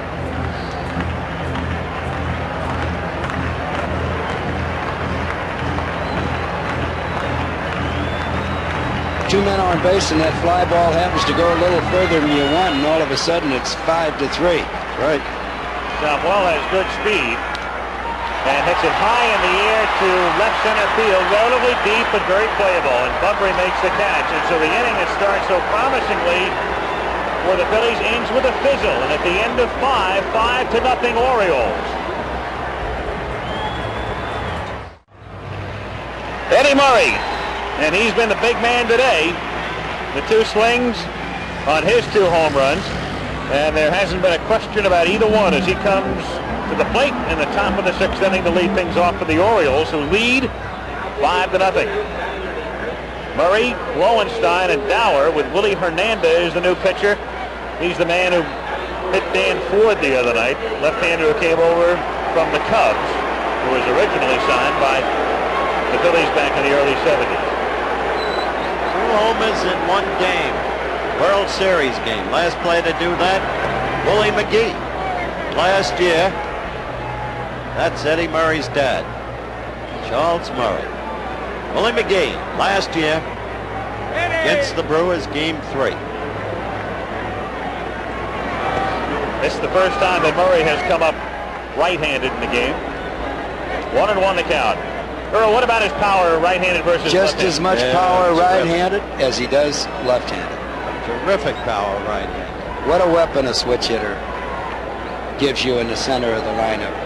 And when I was fortunate enough to be managing the Orioles, we had Kenny Singleton, a switch hitter, and Eddie Murray hitting 3-4 or 4-5. And that one is hit deep but very foul by plenty, and the count is 1 ball and 2 strikes. Hernandez had something off of that pitch, and that's why Eddie Murray got out in front of him.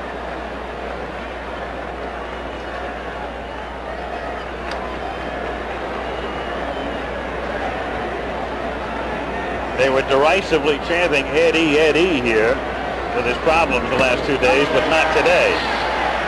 They won't be chanting this winner. 1 out. And Lowenstein coming up. And instead of Lowenstein, of course, it'll be Renicky here now pinch hitting. As Altobelli goes to the bench. Altobelli hasn't missed a trick in this World Series. He has really been an aggressive manager, forcing the opposition every step of the way. He can afford to certainly right now. Renicky takes a strike, 0-1. And there's Joe Altobelli. That's the first time we've seen him smile during the series. Well, he's feeling a little bit good, don't you think? I would have to think so. 1-1. Getting back to Renicky, and not to belittle John Lowenstein's catch earlier in the season, but Gary Renicky is a fine defensive outfielder with a very, very good arm. So you're saying you'd rather have Renicky out there than Lowenstein? To a certain extent, yes. But we discussed yesterday, as you look at Lowenstein, the possibility of Renicky being used at third next year, and you agreed that that would be a great power increment. Fire Giles, keep Pete. They mean Bill Giles, one of the finest young executives in baseball.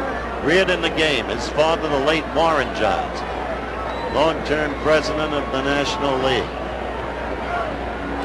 And Giles probably had no say whatsoever as to whether Rose was going to be in that ball game or not. True, too. Well, I think they're referring to the fact that there's a lot of speculation that Pete's going to be done here after this year. It's up to Giles to decide if he wants him or not. Well, he was forthright in the pregame talk with me 2 nights ago. Said, give Pete the option, but if Pete wants to play every game every day, it's not likely he'll stay. That's exactly what he said. He has to run the ball club as he sees it, period. And nobody admires and respects Pete Rose more than I do. Nobody. Also a good deal of speculation that if Rose does go, he may wind up back in Cincinnati. Swung on and missed. Hernandez throws Renicky a screwball to strike him out. And with 2 down, we'll take a look at Dower. Got both strikeouts on that screwball. Off-speed pitch, both Murray and Renicky both were out in front. By the way, it wasn't Giles who benched Pete Rose. I know that. It was Paul Owens. Yes, that's what I said. Dower has flied out twice today. Overall, he's 3 for 17, so he's not having a real good series. But the 3 hits all came yesterday when they needed them. Half swing grounder to first, and Tony Perez takes charge, flips to Hernandez, and Willie comes out of the bullpen to set the Orioles down 1-2-3. So the Phils come up in the bottom of the 6th, 5-0. Baltimore in Game 5. Just a spectacular shot. Veterans Stadium in the sunset in Philadelphia, where it's 5-0. Gary Renicky, of course, stays in the game. Catching the number 5 spot. He pinch hit for Lowenstein. He's in left field as the Phillies come up with the top of their order in the bottom of the 6th inning to face McGregor. It's Morgan, Rose, and Schmidt.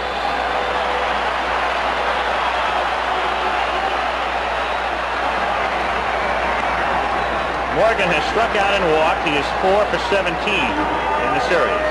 Phillies need base runners now. Rip foul.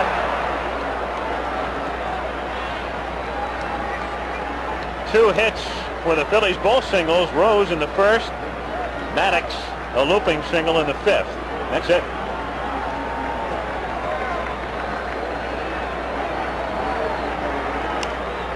It's fisted and pops it up. Back of second, and Ripken is there. 1 out. Pete Rose coming up.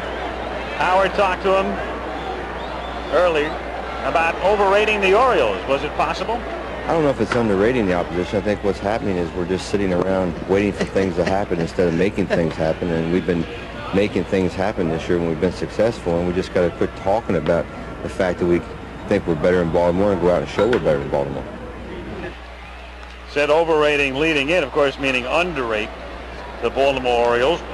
0-1 the count on Rose. Quickly, some up-to-date football scores. Cowboys 37, Eagles 7, 4th quarter. As you look at Pete, and the Raiders trailing Seattle 24-22, 4th quarter. Chop foul by Rose, and the count is no balls and 2 strikes. And Kansas City is giving it to the Giants 31-17, 4th quarter. Rams have tied the Falcons at 21 in the 4th quarter. Updated.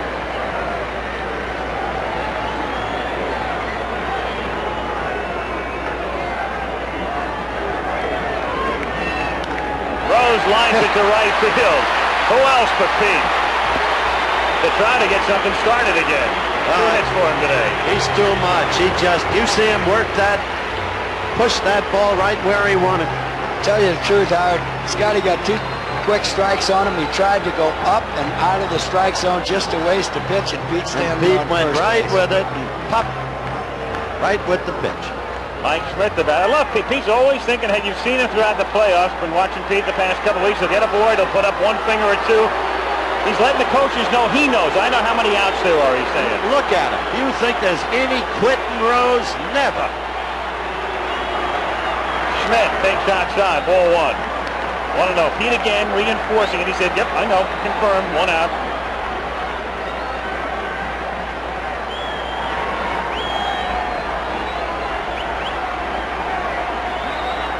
Run now would wake this crowd up. Good. Foul back, 1-1. Mike Schmidt, the MVP in the 1980 World Series, and 1 for 18 in this one.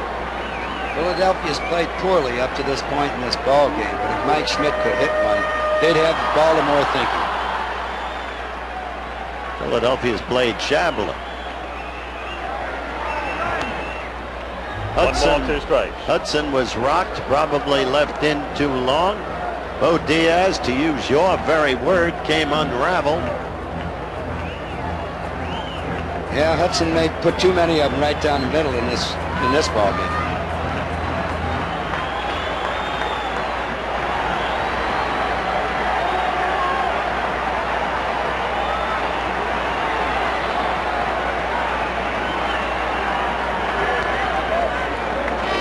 To the count on Schmidt.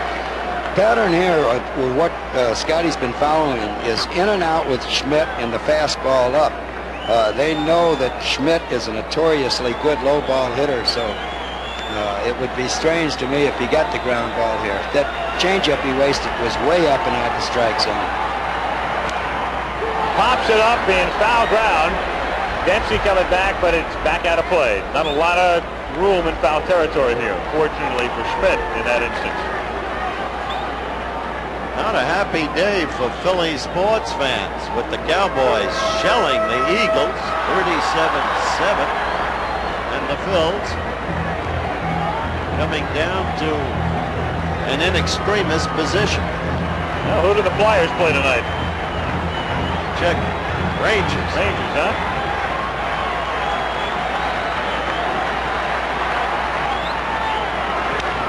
Schmidt pops it up, back of third. That one may be playable for Cruz, who leans in but can't make the catch, and he wasn't going to get any help either. Not here. None whatsoever. He had trouble getting into the first row. Usually a ball player can reach to the third row. There it went up. He's right on the rail, but he's not going to get close. Everybody's over there wanting a souvenir. He could have caught that ball if there hadn't been that fan action. Well, if Schmidt hits one here, it'll mean something. Yeah, it'll mean they're losing 5-2. Right. 2 runs closer, though, Howard. Pete Rose at first base, 1 out in the 6th inning.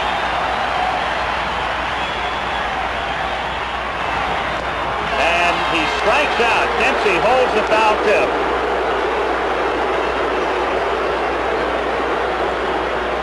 They stayed up in the strike zone with Schmidt through the whole series and had success. See it again. He's not a power pitcher. That's a fastball. Because of his good breaking stuff, went right by Schmidt. Matthews at the plate. Shatters his back, grounds it down to Cruz, goes the short way to Dower. And Rose gets a single, and that's that in the 6th inning. On to the 7th at the vet. Baltimore 5. And the Phillies nothing. Another magnificent shot of Veterans Stadium from the blimp, which you see in the left corner of your screen. We're approaching, if this thing ends this way, MVP time. Time for Reggie Jackson to go out on a limb. If you had a vote now, who would you vote for? Well, I don't think you have to really go out on the limb for it, Howard. I think right now it's fairly clear that maybe a few other fellows in the running, like a Martinez or a Stewart, but I like Rick Dempsey. So do I. And if you're looking at me right at this time, he gets my vote. Todd Cruz leads off in the 7th inning. And you, Al? I think I got to make us a gang of 4. Okay.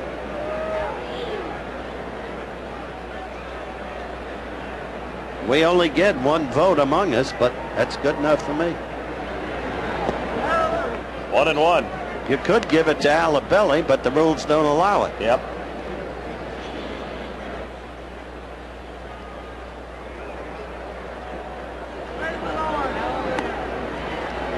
One and two the count.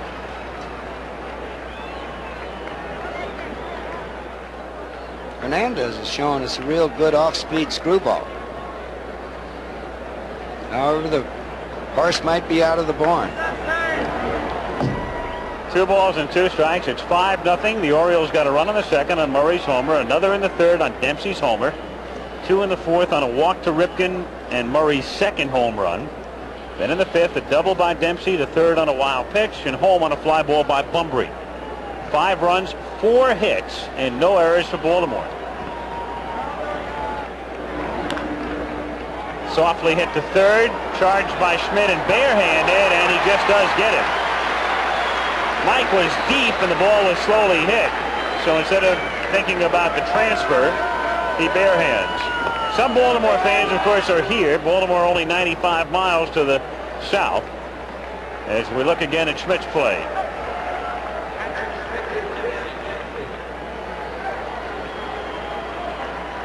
Schmidt hasn't hit, but he's shown us what he could do defensively in this series. Dempsey takes low, ball 1.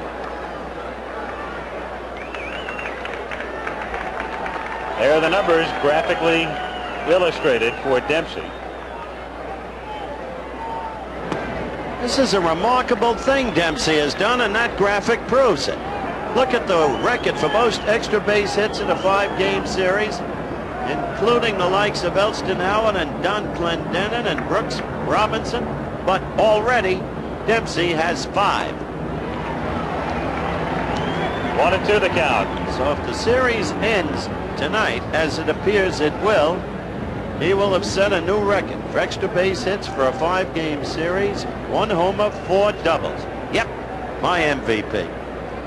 And he's surpassed some pretty good names on that graphic.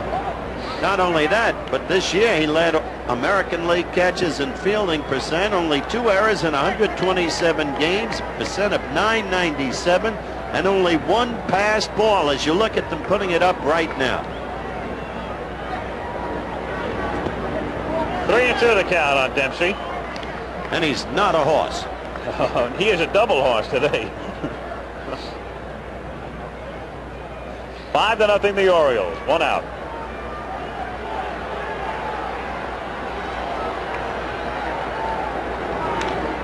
High in the air to left field. Matthews tells Maddox he'll handle it. And with 2 down, we'll take a look at McGregor.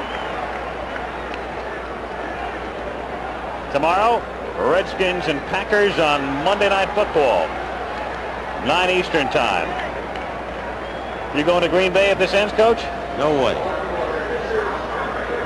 Going to bed. Okay. I love Green Bay.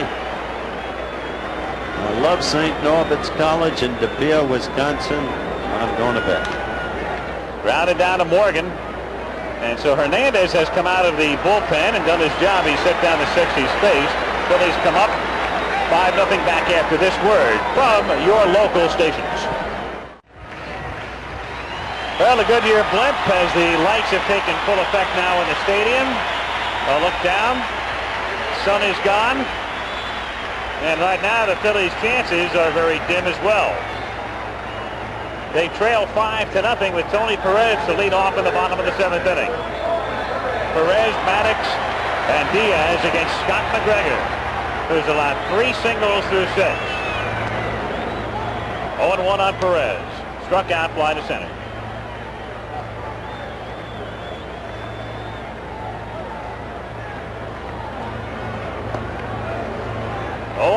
Strikes are Scotty McGregor's main concern right now, and that's exactly what he's come out doing in the 7th inning.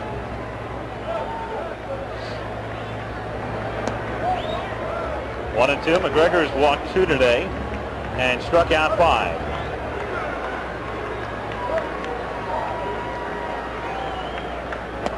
Oh, ball strike 3. Every pitch low. Did you see that, Earl? Every pitch. Every one. Tony Perez didn't like it. Well, he just sums up the frustration of the whole ball club right there. Well, we get to see Tony turned around. It's a borderline pitch, one that Scott McGregor just wanted to throw. It could be called either way, and look at Tony Perez. Maddox hits it in the air to deep left center field. Bunbury got a good jump on it, and it's off the wall as Al has to play the carom, and Maddox has a double. So the fourth hit and the first extra base hit for Philadelphia. A man at second and one out. Rose has 2 hits and Maddox has the other pair. I'll be darned. Raiders are about to lose to Seattle. They're trailing 38-22 late in the 3rd quarter. That's a football upset. Bo Diaz fouled out through a walk. He's 5 for 14 in the series. 0-1. No action in the Oriole bullpen as of yet.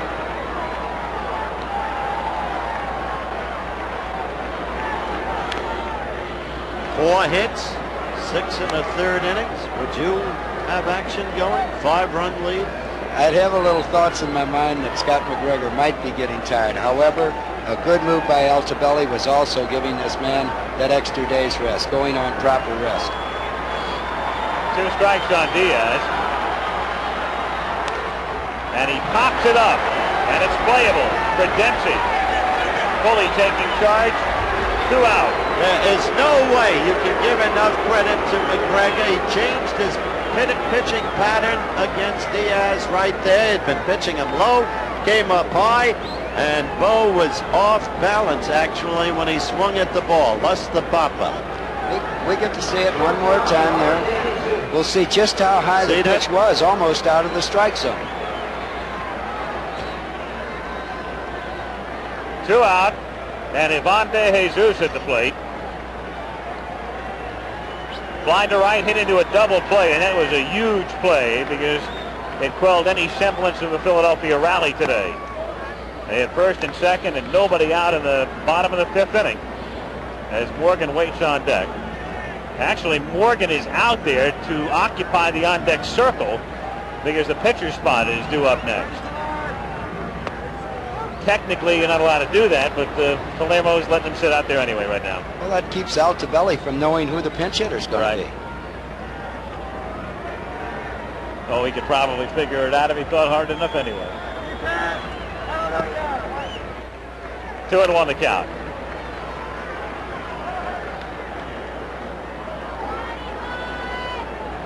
We mentioned Lescano before as a possible pinch hitter. Part of the reason he's not in the lineup today, the finger contusion affecting his throwing more than his hitting. Owens thinks he can use him for 1 at-bat if need be. 2-2 on De Jesus. And in fact, Lescano has now come out into the on-deck circle if De Jesus gets aboard. Here's Sixto.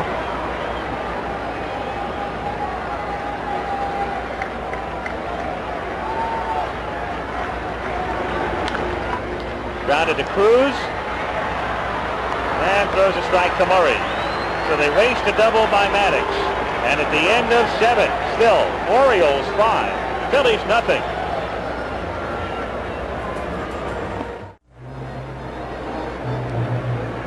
We're going to the 8th inning. Well, there may be another crack in that Liberty Bell after tonight. Shelby up. Shelby to pinch hit.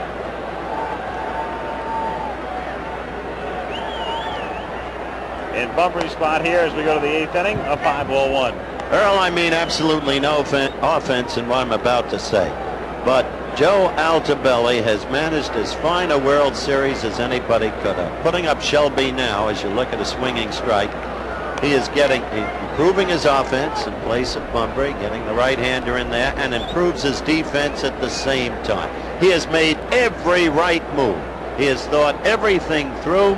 He has made the moves at exactly the right time. His anticipation has been superb. A foul strike, too. I hope you agree. I agree with you 100%, Howard, and that's why I said there's Edward Bennett Williams, who's going to be a very happy man. But that's why I said in the pregame show that he deserves this World Championship. He hasn't only made the right moves in the World Series, but did it throughout a 162-game schedule and also the playoffs.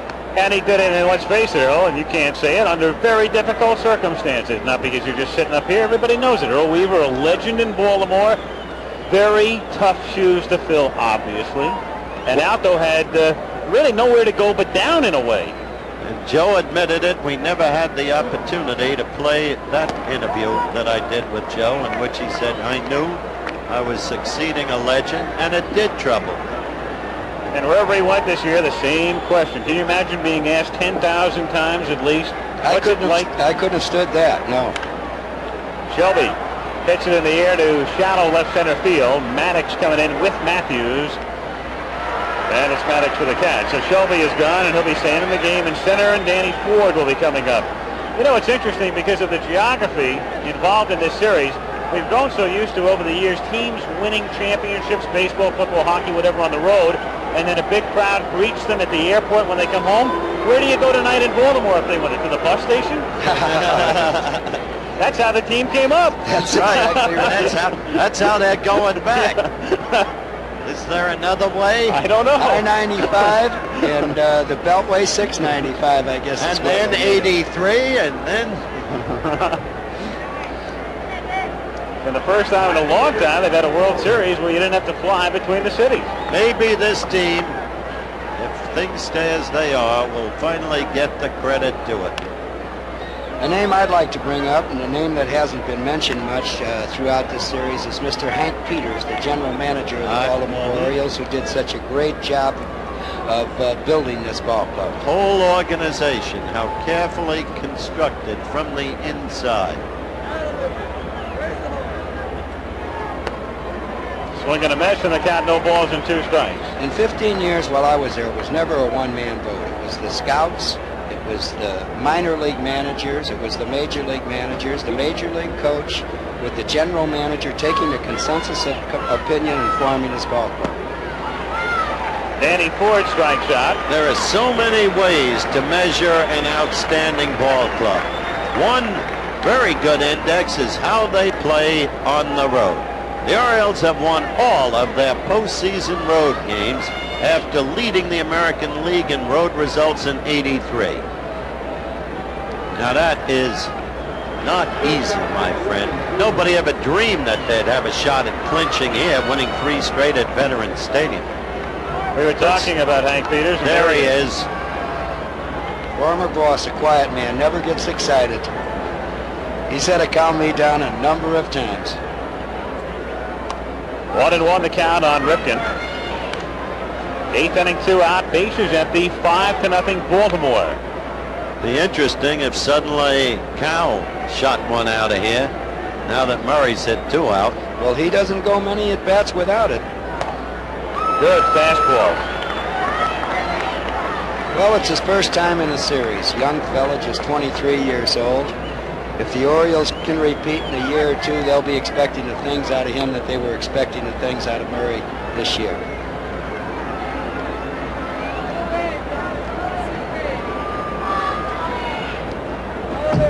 Two and 2 the count. If the Orioles win, it'll be their first world title since 1970. It'll also be the first time the American League has won the World Series since 1978. But 6 different teams will have won the World Series in the last 6 years. That's happened only one time before. That was from 67 through 72. Pete Rozelle would love it. Parody. Right? Different winner every year. 2 and 2 the count. Well, we've got 2 New York teams playing in the National Football League in New Jersey, and we seem to have an absolute mediocrity there. Miami creaming the Jets today, and Kansas City now crushing the Giants 38-17 in the 4th quarter. In the air to right center field, and Pete Rose is moving over, and he makes the catch. So Hernandez silently does a perfect job in relief. Retires the 9 he faces. After 7.5, it's still Orioles 5, Phillies nothing. Bottom of the 8th inning, Al Michaels, Howard Cosell, Earl Weaver at Veterans Stadium in Philadelphia. 5-0 Baltimore. Scott McGregor has been in complete command. He has thrown exactly 100 pitches to this point, and 73 of those have been strikes. Sixto Lezcano will pinch hit. And contusion and all.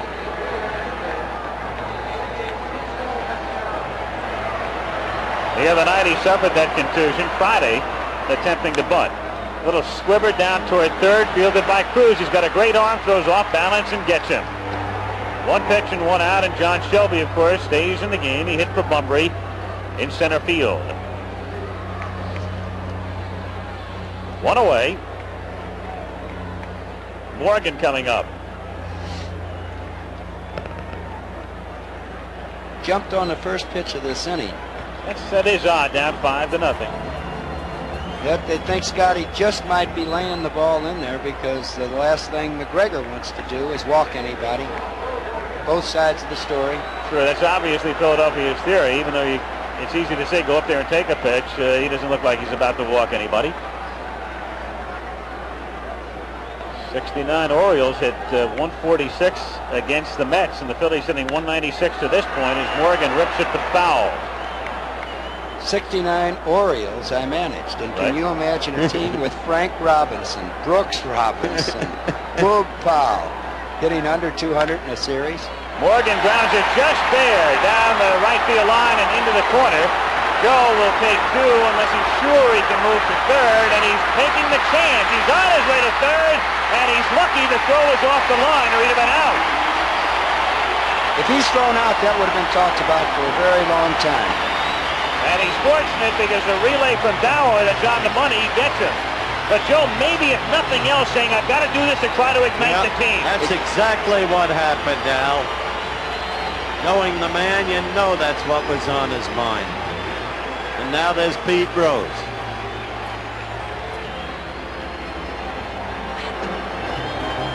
There's the base hit. Morgan looks like he knows there's a shot at it. I believe that's Tito Landrum in right field that retrieved the ball and threw it. And the throw's off. It could have been very, if the throw's on, he's out. He's out. And that would have been talked about for a long, long time.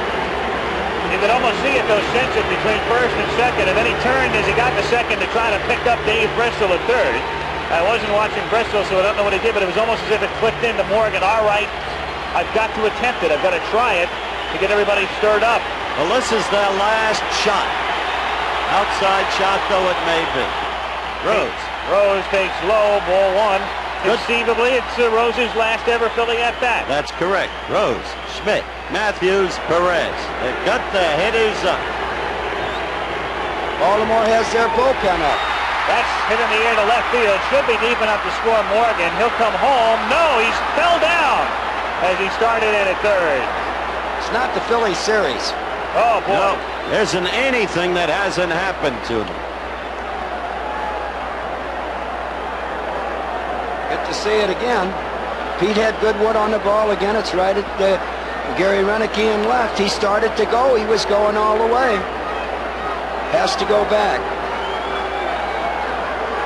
And so now it's the big man all year long. And the service he's given this ball club and this town.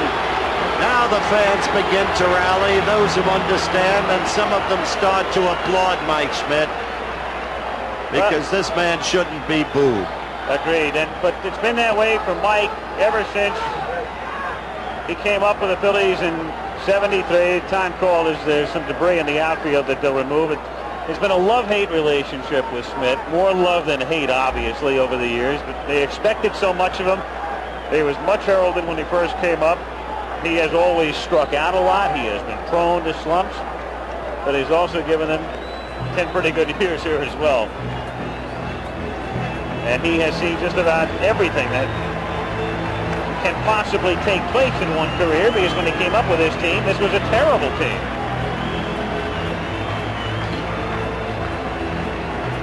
So they clear the field, and there's Morgan.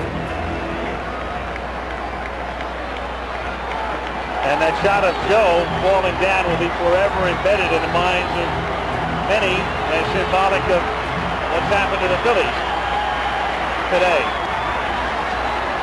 0-1. The run that they failed to score by Joe Morgan falling down is insignificant at this time, but if there's a rally in the 9th inning by the Phillies, it could become very important. Schmidt would like to make it all academic and hit one out here. He grounds that one, and it's backhanded by Cruz, who comes up throwing, and the Phillies still haven't scored through 8. To a chorus at the end of 8, 5-0 Baltimore. Back after this message in the word for your local station. Here's Ron Reed in to pitch, the 4th Philadelphia pitcher. He'll be facing Murray, Renicky, and Dower in the top of the 9th inning. And when the Phillies come up in the bottom of the 9th, due up from Matthews, Perez, and Maddox.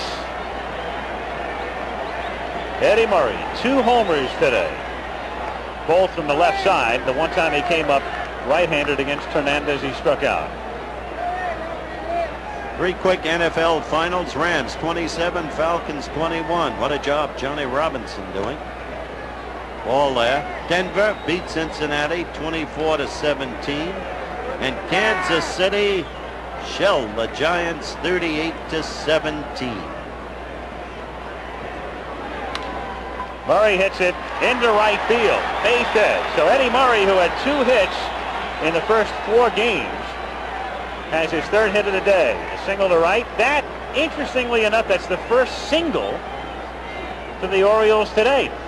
3 homers and a double, and now the single by Murray. Freddie, the series is ending too soon. He's getting hot. Yes, he is. Gary Renicky struck out in the 6th inning, pinch hitting for Lowenstein, and stayed in the game. 1-0. Gary hadn't seen a lot of right-handed pitching this year, and definitely a big fella like Reed. We talked about the other day, a sidearmer. 1 ball, 1 strike to count.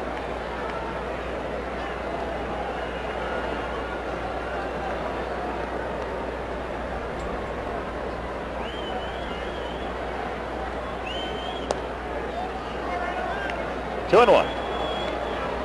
Well, there he is. Commissioner Bowie Kuhn will be presenting the championship trophy for the last time. His wife Louisa to his right, next to Mrs. Kuhn, Happy Chandler, and that's it now. 2 and 2. And next to Happy Chandler, Senator All Inspector of the state of Pennsylvania.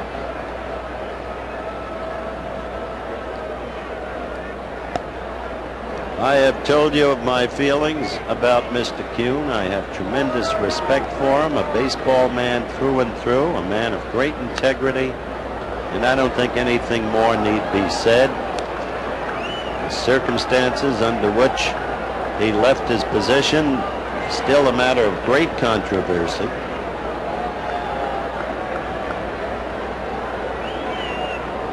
And I fully echo your sentiments, Howard. Thank you, sir.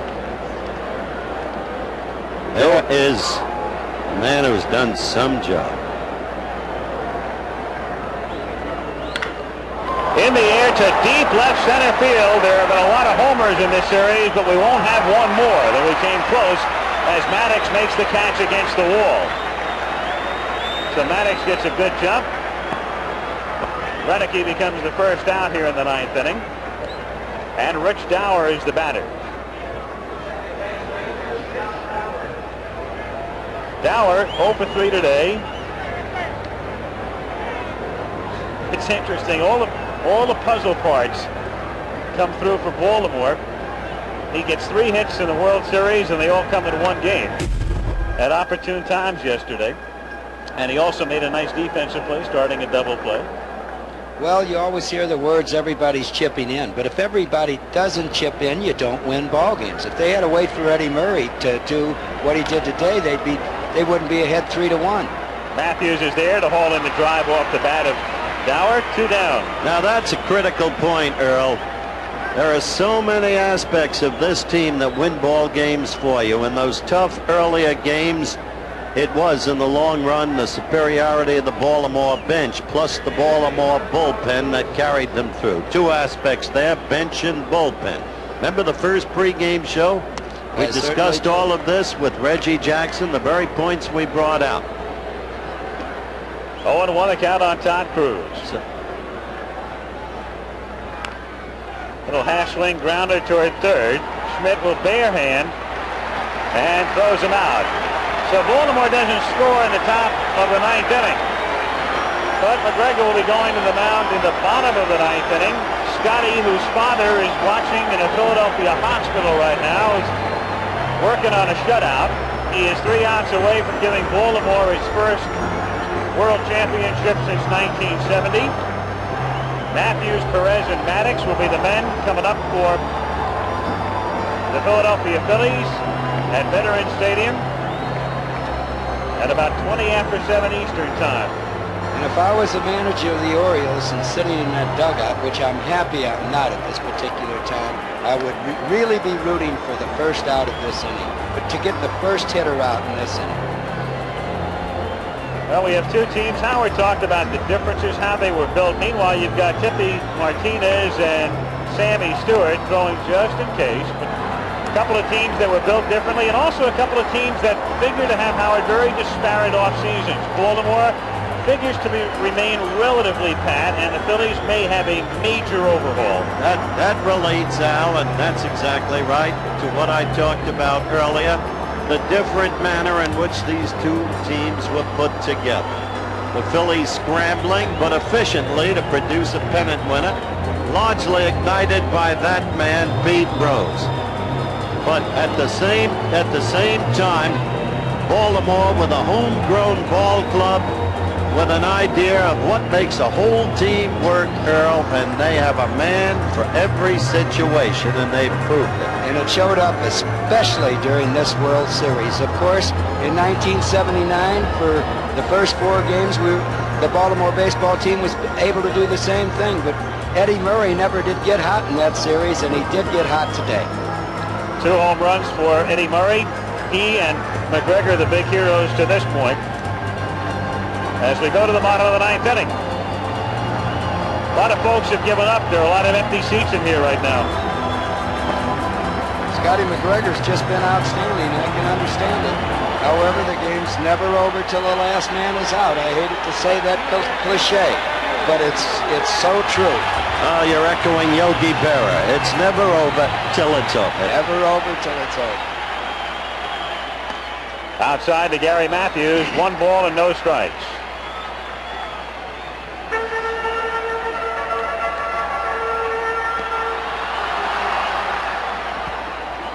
He checked in time. 2-0. Pete Rose, 42. 201 hits away from Cobb's record as Matthews goes after the pitch and hits it in the air down into the right field corner where Landrum sprints over and makes the catch. So it's been clearly Baltimore's day. That was a very difficult catch. You remarked earlier when Ford juggled one but retained it that you run out of room in a hurry in that corner. Look at this. Very evident right there. Of course, here in Philadelphia, you run out of room in about a 1/10 of a second. Couple of feet of foul territory. He's got to be thinking about the fence. And makes a nice play. Perez takes low, ball 1. Another point about this ball club and situation players. Landrum with a key home run in the playoffs right there. Don't let a rally get started. 1-1, Carol McGregor. Carol McGregor, Scott's wife.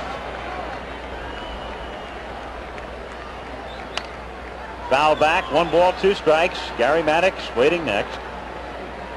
Stats of Perez against Scotty McGregor did not hold up today. No, they didn't. And there are 2 of the former Reds. To center field, Shelby is there, and the Orioles are an out away. Mike Schmidt, well, we'll talk about Schmidt's series, glowingly an 80 and 1 for 20 in 83.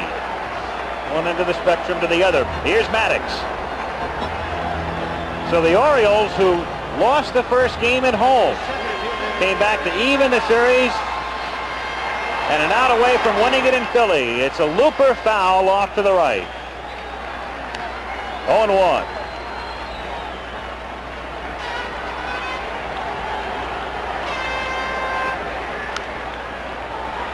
That's out of play, and Baltimore is a strike away. And we should get word on the MVP any second.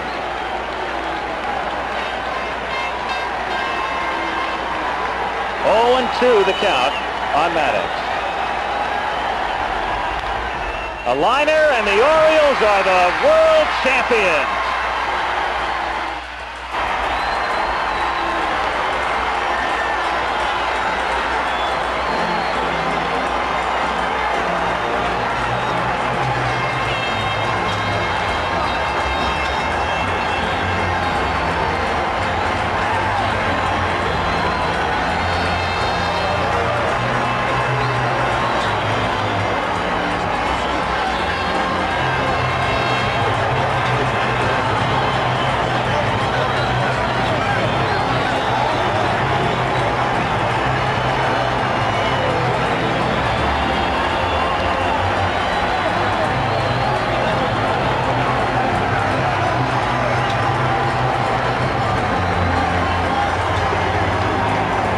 Dempsey has just been named the unanimous most valuable player in this, the 1983 World Series.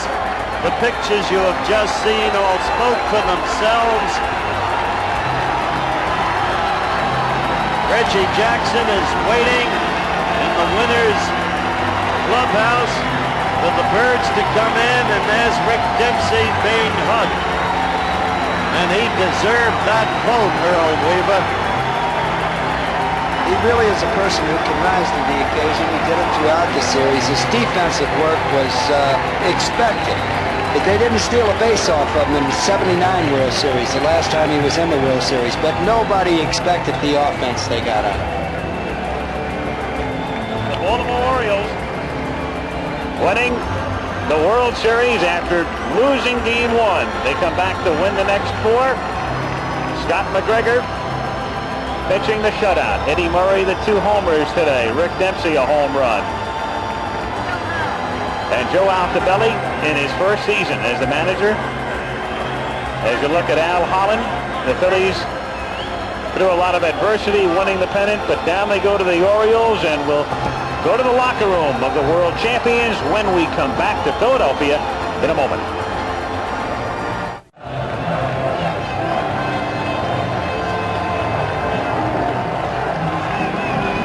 5-0, Baltimore wins it. They win the World Series. Let's go to the locker room of the Orioles and Reggie Jackson. Reggie.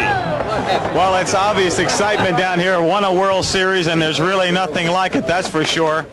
We have Commissioner Bowie Kuhn of baseball here to present the World Series trophy, the World Championship trophy, to Mr. Edward Bennett Williams. Ed, as chairman of the board, I have a very special sense of nostalgia in presenting to you and your skipper, Joe Altobelli, your executive vice president, Hank Peters, the World Series most valuable player, Rick Dempsey, and all of you champions, the World Championship trophy. You've earned it. Thank you very much, Bowie. I'm so proud of this magnificent band of brothers called the Orioles. They have been so great all year. They came back from adversity. They overcame it. They have character. That's the happiest moment of my life in sports. And I want to thank Joe Altobelli and Hank Peters for the magnificent job that they did. They deserve all the credit with the players for this great accomplishment. I'm very happy to take this great trophy back to Baltimore, to the people who gave us the magnificent support that we had all year long and that contributed so much to our success. All right. Thank you very much, Commissioner. I'd like to, we have the President of the United States here. We're ready for the President. Mr. Reagan, Mr. President on the phone wants to talk to you and congratulate you. Okay, we're ready. Hold on 1 second. Go ahead. Hello, Mr. President.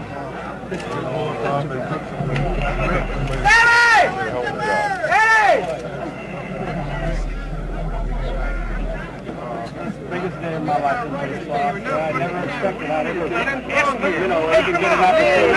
for Mr. President Reagan to get on the telephone to talk to the Baltimore Championship, the chairman of the board here, Mr. Edward Bennett Williams. We are waiting for President Reagan to come on the line right now.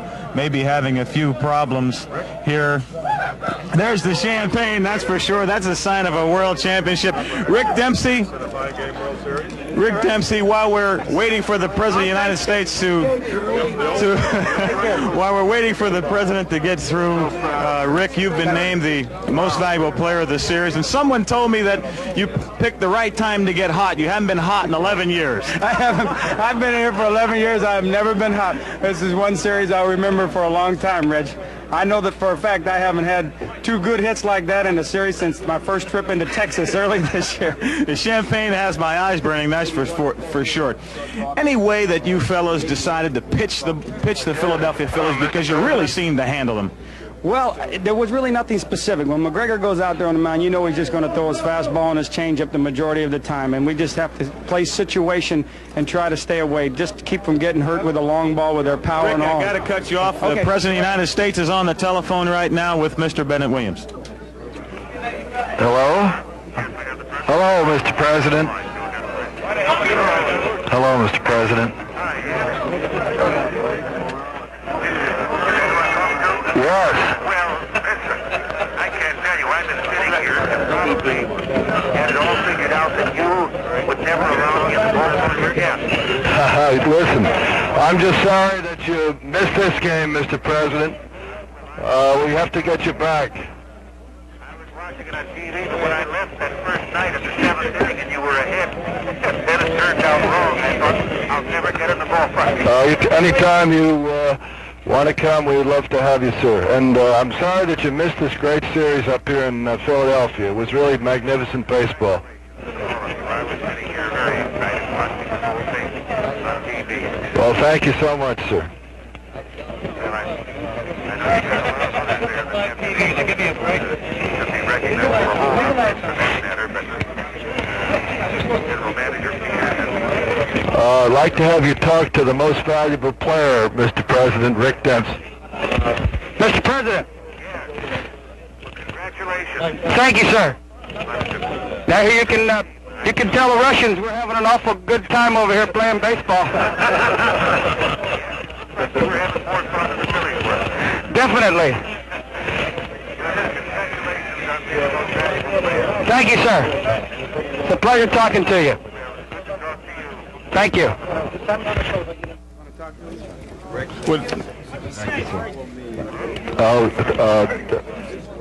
Mr. President, if you have another minute, you ought to say hello to our General Manager, Hank Peters, and Joe Altobelli, who deserve all the credit for this victory today.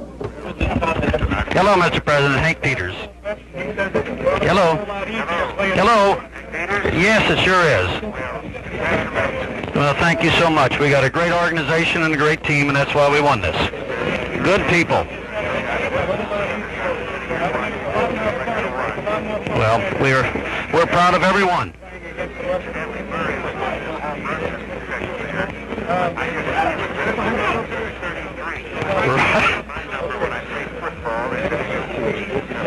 Whatever you want to do, young man.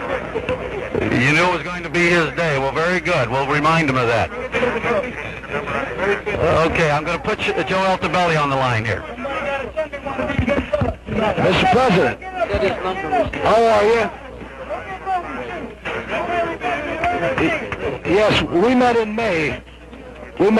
I think, on the South Lawn when you named the month of May. Right, we had the Little League baseball game. Since that time, I've tried to watch all your old movies.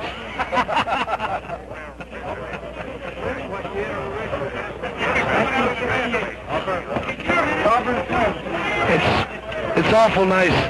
It's awfully nice for you to call. It's really tough to hear you, Mr. President, but it's terribly nice that you would call us on such a big day for us. We really appreciate it. I'll give you the commissioner, Mr. Bowie Killen. Hold on. Mr. President, you're really great to call, and we appreciate it a lot. Get everybody together, Mr. Williams. Well, it's really been your coming to the game in Baltimore and following all this has been a thrill for us all, and I want to thank you on behalf of all of us in baseball, sir.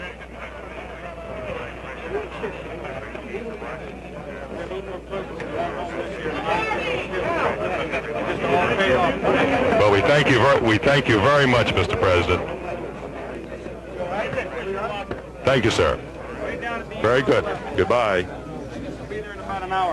Thank you very much. We'd like to apologize for our audio problems, and we're going to go over to the Philly locker room to see what's going on over there with Ted Brown. Thank you very much, Reggie. It is never easy to work the locker room of the runner-ups because there's so much disappointment here. But this club really fought to get into this series, and I think there's a lot to be proud of. When this man right here, the manager Paul Owens, took over at midseason, they were around 500, rallied, got very hot in September, came in, won the National League from the Dodgers in the series, and came in here, won the first game here. And a couple of pitcher duels that could have gone either way, and then the wheels came off. Quite frankly, the club didn't play up to your expectations today, I know. Well, we didn't today, but I thought it's been a good series, about the way I thought it would go, and it was tight all the way. A key hit here or there could have turned the third and fourth game around, and we could still be playing. But I'm proud of my team. They battled back with a lot of adversity. They played well. They played together, and I know that this series was 4-1, but I think we played a lot better than that. Paul, were you second-guessing yourself at all about leaving Hudson in so long? No, he threw. There's 2 home run balls. You got 2 up and up, and not much you can do. You don't give him much time to think on them. But he pitched well, and he made a couple bad pitches to a real good hitter, and that's always happened. We didn't do anything with the bats today. We haven't for 2 or 3 days, so I think that was a big difference in the series altogether. But I'd like to congratulate Joe and Hank Peters and the Baltimore club. They have a fine club. Well managed, and it's a good sound ball club. And, I just wish you well. Congratulations to you. It's been a fine season. You're a class individual, and thanks for being so patient and coming over to talk with us in this very tough situation. Well, my pleasure. Okay, Paul Owens. We'll have more from the locker rooms right after these messages, so stay with us. They are throwing champagne all over the clubhouse, Joe Altobelli. Yes. Tell me the feeling. It's the same old question, but please tell me. Well, you have to know it, Reg. You've been there before. It's a super feeling. I don't really think you get the impact until it's really over and you got time to sit down and really absorb all the things that happened to you through the course of the year. The greatest feeling is when you've accomplished everything that you set out to do in spring training, and of course, winning the World Series kind of proves that to you, and it's got to be the best feeling in the world when you're a baseball person. There's nothing like it. Let's go back now, Michael, and go enjoy yourself, Joe. Thanks very much, Reg. All right, Reggie, and there's no question about it, gentlemen, as we look at the World Series. They did it convincingly and thoroughly dominated and very much deserve, obviously, the World Championship. You're right. I just want to say this to you, my friend. Lake Placid was no fluke.